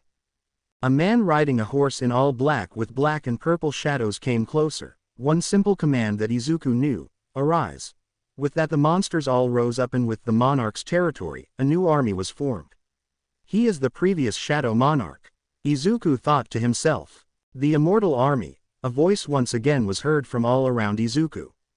The monsters' sacrifices did not end with death, and their blood was dyed dark to create this power. This is incredible. I am nothing compared to him. The monsters crawled out from the brink of death and rushed towards the silver soldiers. Both armies entwined on the battlefield, with the monsters not losing as badly as they cannot be killed, so it became a one-sided massacre. An appearance of a single individual changed the tide of this war completely. Once again the command, arise, was said. Now the angels who perished against the monsters rose up to fight against their old comrades in arms. The gravitational pull that Izuku has was seen used as the previous monarch crushed some of his enemies into paste. At the end no angel remained, and the faceless mask went back to where it hid. Outside the gate, the authorites that came too felt the build-up of ungodly amounts of power coming from the memorial. Star and Stripe even appeared due to Izuku texting he will be near the memorial beforehand, and now she couldn't even contact him. Some of her sidekicks also came, including Zest, and surprisingly the Playboy hero, Captain Celebrity, the current number 8 hero of USA, appeared too. What's this? The voice sounded from all around them, making everyone freeze and look around. I don't remember inviting humans in this area. Of course it is an external affair after all. A blue portal the size of the tower opened up, with a figure coming outside, frightening a lot of the onlookers. Monsters can told. The monster understands human speech. A couple of Peelp asked, sweating bullets. Hush now, you'll interrupt the king's slumber. A teasing but scary grin appeared on the architect's face. He also had his finger over his mouth in a hush-hush position. King, Kathleen asked, come in if you dare. You will see the king soon awaken. With that the monster went into the gate, confusing some of the onlookers. Where is Izuku when you need him? Kathleen asked to no one in particular. It was a surprise seeing who answered. Darling is inside already. It was Gabriel, the only shadow that asked to go look around and stay with Izuku. Why are you not with him? Star asked, frowning. I couldn't sense Darling. Even if he is in a gate I could usually feel him, but before now I couldn't find him. With that Gabriel went into the gate, followed by Kathleen and Captain Celebrity. Some people shrugged and went inside. Monarch, what is he doing over there? One hero asked. They saw Izuku standing with a purple glow around him looking down at the crater. When the people saw his eyes they saw that he wasn't in the real world for some reason. Darling, What did you do to him? The angel asked the monster. Then a slash came from the architect, but was blocked by Gabriel's sword, not allowing anyone to be cut. You are a strong servant. You will be a fine use for the king. Gabriel just frowned hearing that. With Izuku, what he thought he could see was the previous life, or the origin of power he held in the person in front. Dark gray metal armor with purple tints coming from some sides. But then Izuku realized that two portals of the color of red and blue appeared. Demons. Is it the opposite side of the angels? Like, did they have a tower too? After the demons appeared, a large white wolf with red eyes come next. It was 3 times the height of Tusk. In front of the white wolf were hordes of animal-type monsters or beasts. For some reason the army of the white wolf was standing opposite Ashbourne. What is happening? In the formed gate, gather all of your power. Star shouted, move the injured to the back of the ranks. During the minute after the declaration from the architect, hell broke loose. Luckily no heroes were killed but injured, yes. It was mainly from Gabriel and Kathleen being able to slow the monster down, with Captain Celebrity helping with long-range support. Suddenly the broken figures of the armored statues began to form with each other, forming the warriors. Shit, the statues are coming closer. Captain shouted to everyone. I will give you all a chance to watch the glorious king's birth. The architect spoke whilst the large figure of the throne statue stood up ready to attack. Which will be when all of my puppets have been destroyed. This is also provided any of you are still alive by then. A grin appeared on the largest statue with its eyes beginning to glow. Everone dodge, Kathleen shouted. With that they tried to move, but with Gabriel's protection spell, Guardian Mirror, most of the death rays were sent to another direction. Whilst that was happening, Zest tried to punch one of the statues but nothing happened. Single quote ... exclamation mark. It's stronger than I thought. These bastards, their physical resistance inst normal. One of the elemental heroes shouted. Everyone be careful. Kathleen barely smashed one statue in pieces. I gave a lot of power into that attack. It barely broke. The only shadow produced thousands of light rays above her and started to shoot down the stone statues, including the architect. Some of the statues crumbled once again and some were maimed, but it only gave a couple of seconds for a breather. It was another minute where all but Gabriel started to become more and more tired. I hate to say it, but we will need bro to help us. I cannot put more strain into my muscles. Kathleen thought as she still saw Izuku's body standing in front of a crater. Is he under some control? Zest thought, but in a mutter she said, we need you awake. With that she sent a stone boulder at Izuku but was blocked by the architect himself. You dare attempt to interrupt the king's slumber? The statue said to them. Zest, get darling awake. I will use my full power to keep the statue at bay. Gabriel's voice sounded out but a little different. Her true form, that can access their full power, was shown but with a minor illusion no one saw it properly. The 12 wings spread wide with a sword in one hand ready to fight for her darling. I hope you enjoyed this chapter. I will be positing the skills that leveled up, evolved and other handy information down here for you guys. It will be the 31st of October when this chapter is released, so happy Halloween guys. Also, do you have sudden motivation to do something? I wrote around 10k on a story that I would be posting soon and another 4k for the next chapter's lol. Skill. Infinity LV.2 active. Allows you to distort space and time at will. Main function is to make an infinity around you so no one and nothing can touch you. 500 MP to activate and 95 per second to keep up. Skill. Black Whip LV.4 active. No MP required, the second gift of the 6 from All Might's predecessor. Produces a shadowy substance with hints of green that can be used for capture, swinging and more. Attack. Gravity field manipulation. Name. Total pressure. MP. 1500 MP plus. Fatigue. 2 per minute. A technique that spreads the gravity around the field up to a certain radius. This allows you to control how much gravity can be as small as 0 Newton per kilogram and to a higher gravitational pull depending on the MP used. Zest. Get darling awake. I will use my full power to keep the statue at bay. Gabriel's voice sounded out but a little different. Her true form, that can access their full power, was shown but with a minor illusion no one saw it properly. The 12 wings spread wide with a sword in one hand ready to fight for her darling.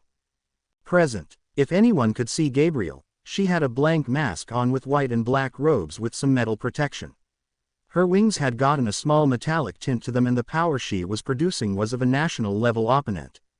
Pushing herself off the ground, she collided with the architect, cracking some of his arms. Zest rushed closer and closer to Izuku, reaching her hand out. With Izuku's memories, why are the monsters fighting against the shadows? That was the thought he had. It seemed to him that Ashbourne had enemies on all sides. The shadows keep resurrecting even after being torn apart like that. If it were my current self, the magic would have killed me. Izuku couldn't even feel the power coming from Ashbourne. That is how powerful that man is. Internal conflict of some sort. Then he heard Ashbourne speak to the leader of the defeated side. We could have ended the fighting today. Why have you chosen to betray me? An ugly smirk appeared in the opponent's face. What a waste. I could have ended you. I asked why. Ashbourne had his eyes narrowed, looking straight into the other person's soul. Ha ha ha, Wingdings. Ashbourne quirked an eyebrow. Wingdings. Getting pissed, he used his gravity power to catch the opponent's neck. The final word that came out of the soon-to-be-dead opponent was, Wingdings. Then death came to Ashbourne's enemy. For some reason, Izuku's point of view changed to Ashbourne's. Huh. How? Why didn't I notice until now? Then Izuku's hand slowly moved to his chest. That is where some kind of beating was occurring. Izuku then looked back to see 4 angel-type figures. The recalled data has finished. In the gate. You were fun to play with, very fun.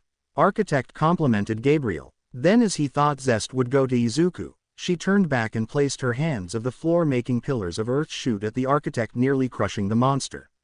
A puny trick. When will you finish already? Humans are no fun at all. My design predicts and responds to any result. Star was just catching a breath as she produced a vacuum area in front of her, trying to affect the monster, but to no avail. These small attacks have no chance of breaking my design. Zest took this chance to actually try and wake up Izuku, though the monster was fast enough to catch her even if the distance to Izuku was around 2 meters. Luckily for Zest, she was able to jump away from the arm that descended upon her. You're pretty good, avoiding it all. Then his eyes widen as something, more shadows. So the king assigned a soldier to her. How did this one find this place, ignoring Gabriel's presence? Then looking at Zest closely, what is your relationship with Izuku Midoriya?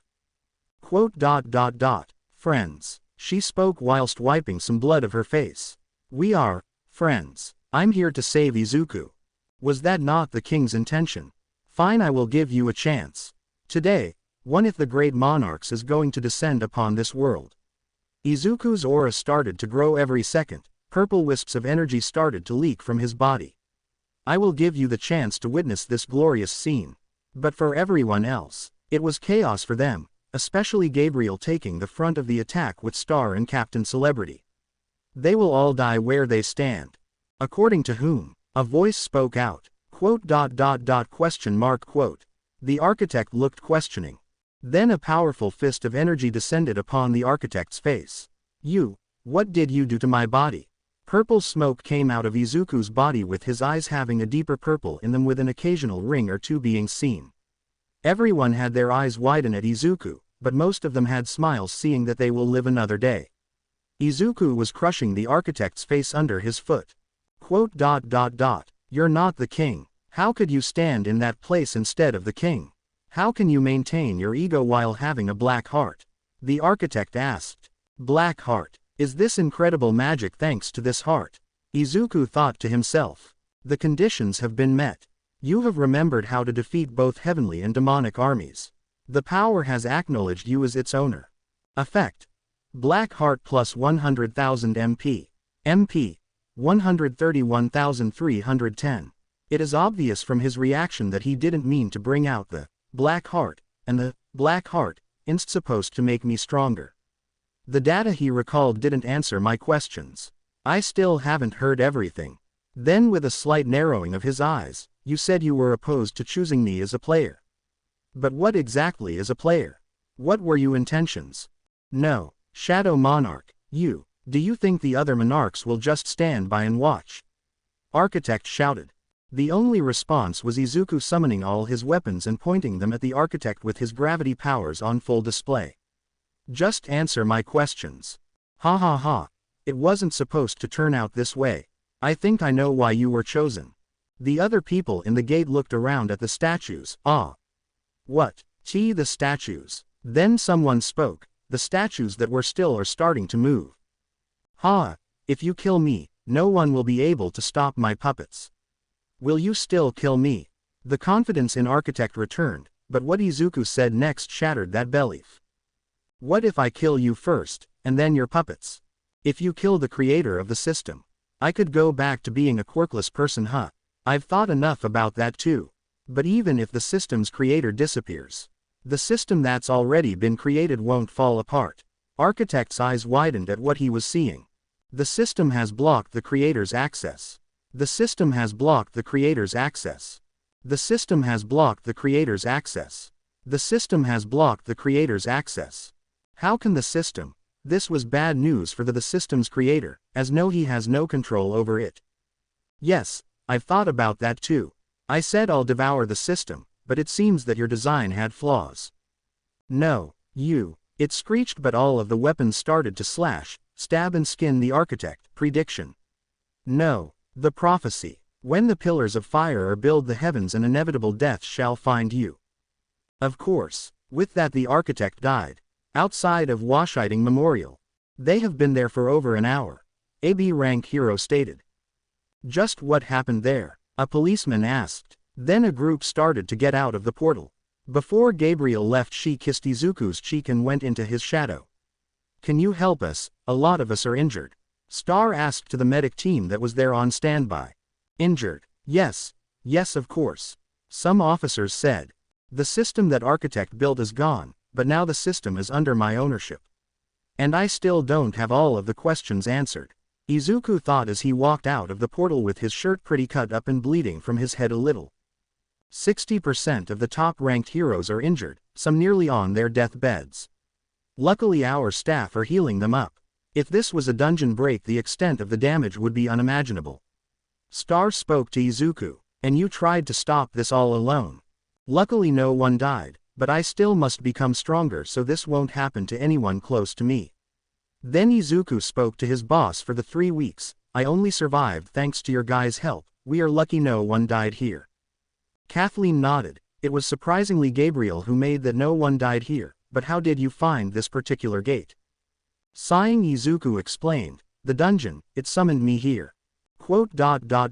It summoned you here? She asked, unsure what to make of it.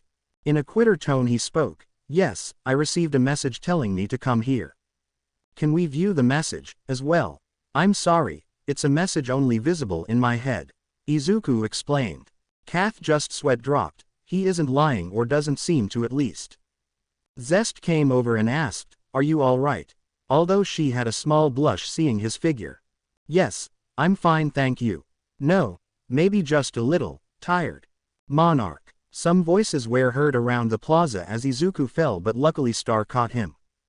3 days later, opening his eyes, Izuku felt something next to him, and moving his head he saw Gabriel hugging him. Is this a hospital?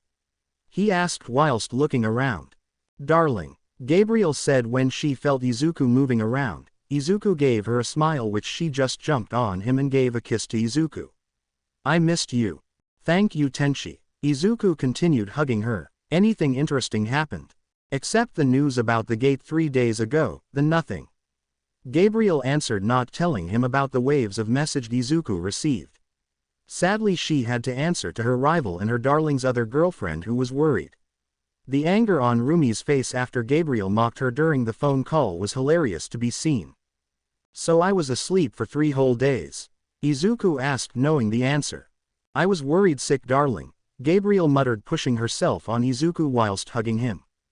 3 days. Seems like the mental fatigue had accumulated a lot. I also didn't rest for a long while too.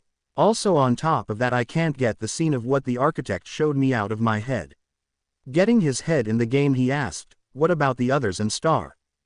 Ah, well they were treated by myself after you became conscious. Other than that, most of them are on leave for a small period of time. Izuku nodded to the explanation. 30 minutes a nurse came in and gave Izuku breakfast. After that she notified Star, who sped towards Izuku's room.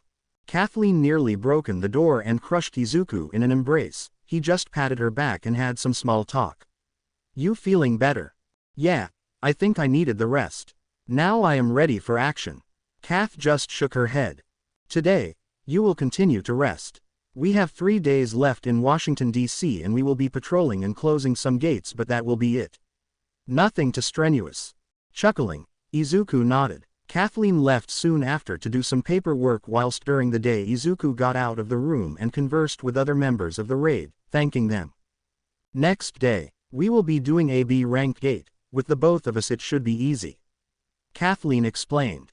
10 minutes later, the blue gate turned red with only the two inside. Izuku gave her a deadpan expression. "I jinxed it, didn't I?"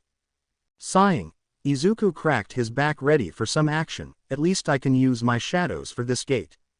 On the outside, "For fuck's sake, Star, you jinxed it and now it's an S-ranked gate," one of the government workers shouted, causing others to sweat drop. "They should be fine, right?" Zest asked. One of the sidekicks spoke. "Monarch and Star and Stripe will be fine. What will an S-ranked gate do to them when both don't need to look out for any casualties?" The realization made them all sweat. This could really go really well or to hell, just in they knew. Inside the gate, "You have entered a gate." Feeling the energy around them, Izuku sighed. "So a S-rank red gate. The last one was around low to mid-S, I wonder what strong opponents will be here." Star just looked at Izuku. "Yeah, my luck is shit. So this is a red gate, a proper wasteland, hey?" Izuku just nodded. Looking around, it seems to be a wasteland.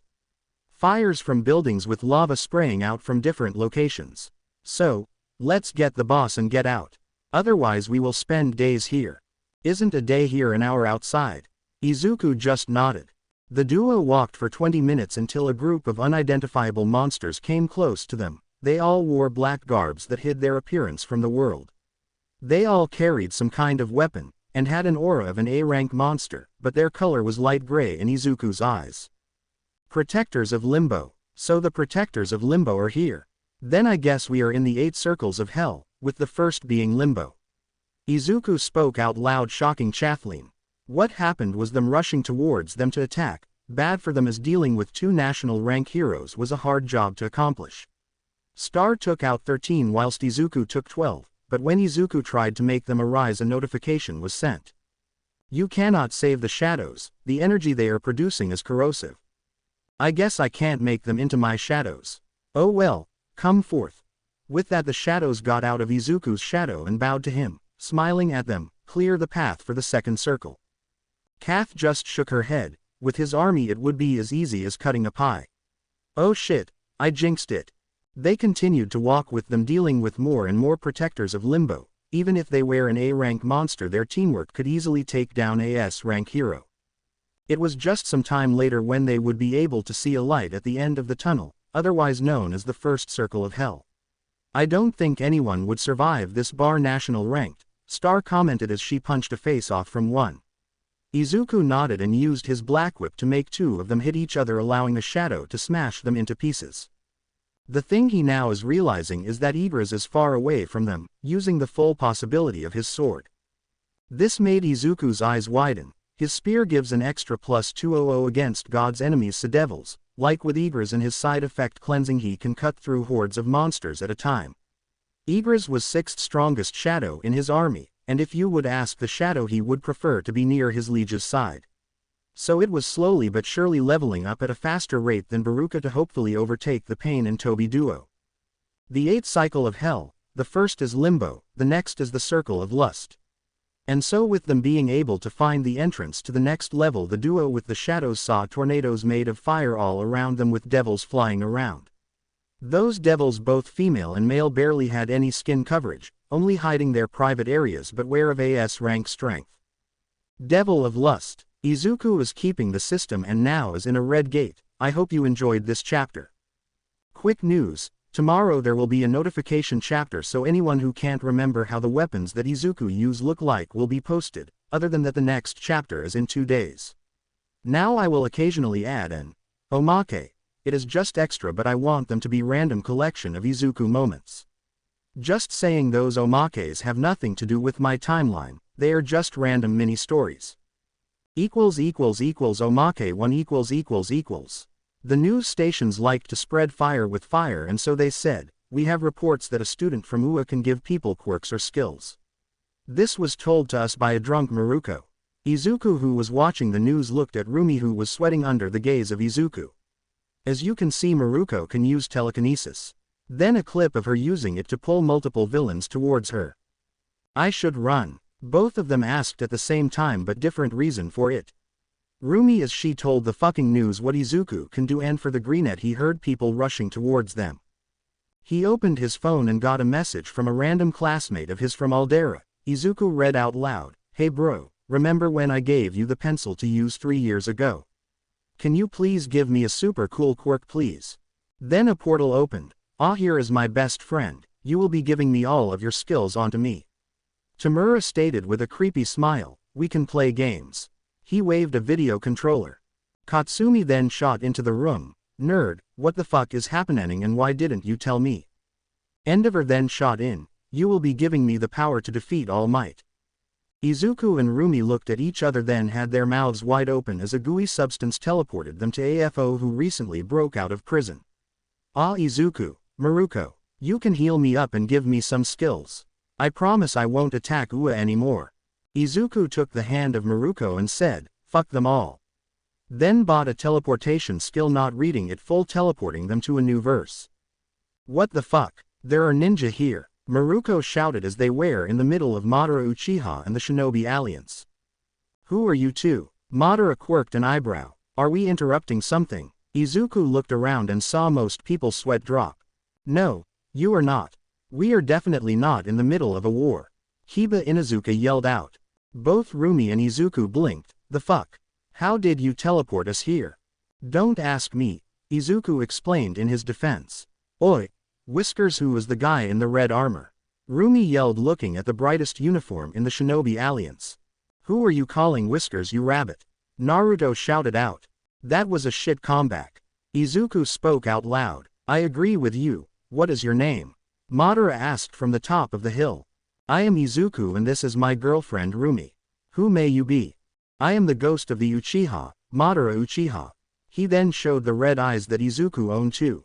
"You also have those eyes, cool."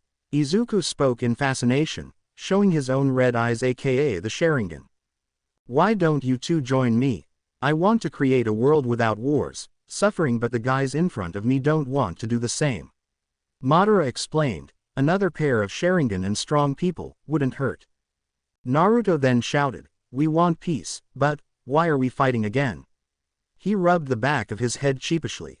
Sakura just bashed his head, "As so you want have that fox ripped out of you and then they will have all of the biju."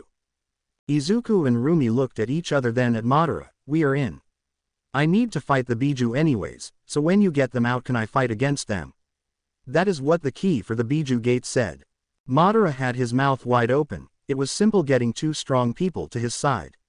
"I will be making them go into one, so a 10-tailed. After we do that you can fight me, who will have the 10 tails inside of." "Sure thing, I cannot wait to dance." Izuku and Madara had the same smirks. "Oh, but first, come forth."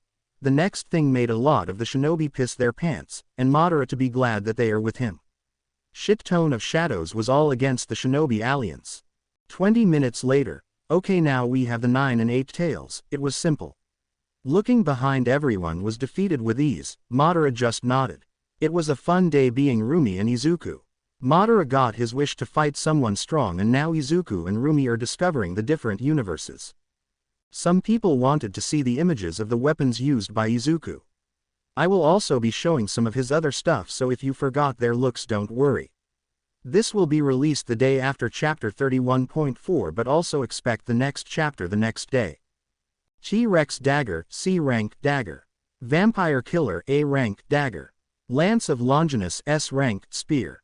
Michael's Longsword, S rank Igris's Longsword. Samahata, S rank Sword. Kusanagi, S rank Sword. To be continued. I hope you guys enjoyed this video. Please make sure to like and subscribe to the channel, and now we will see you in the next video.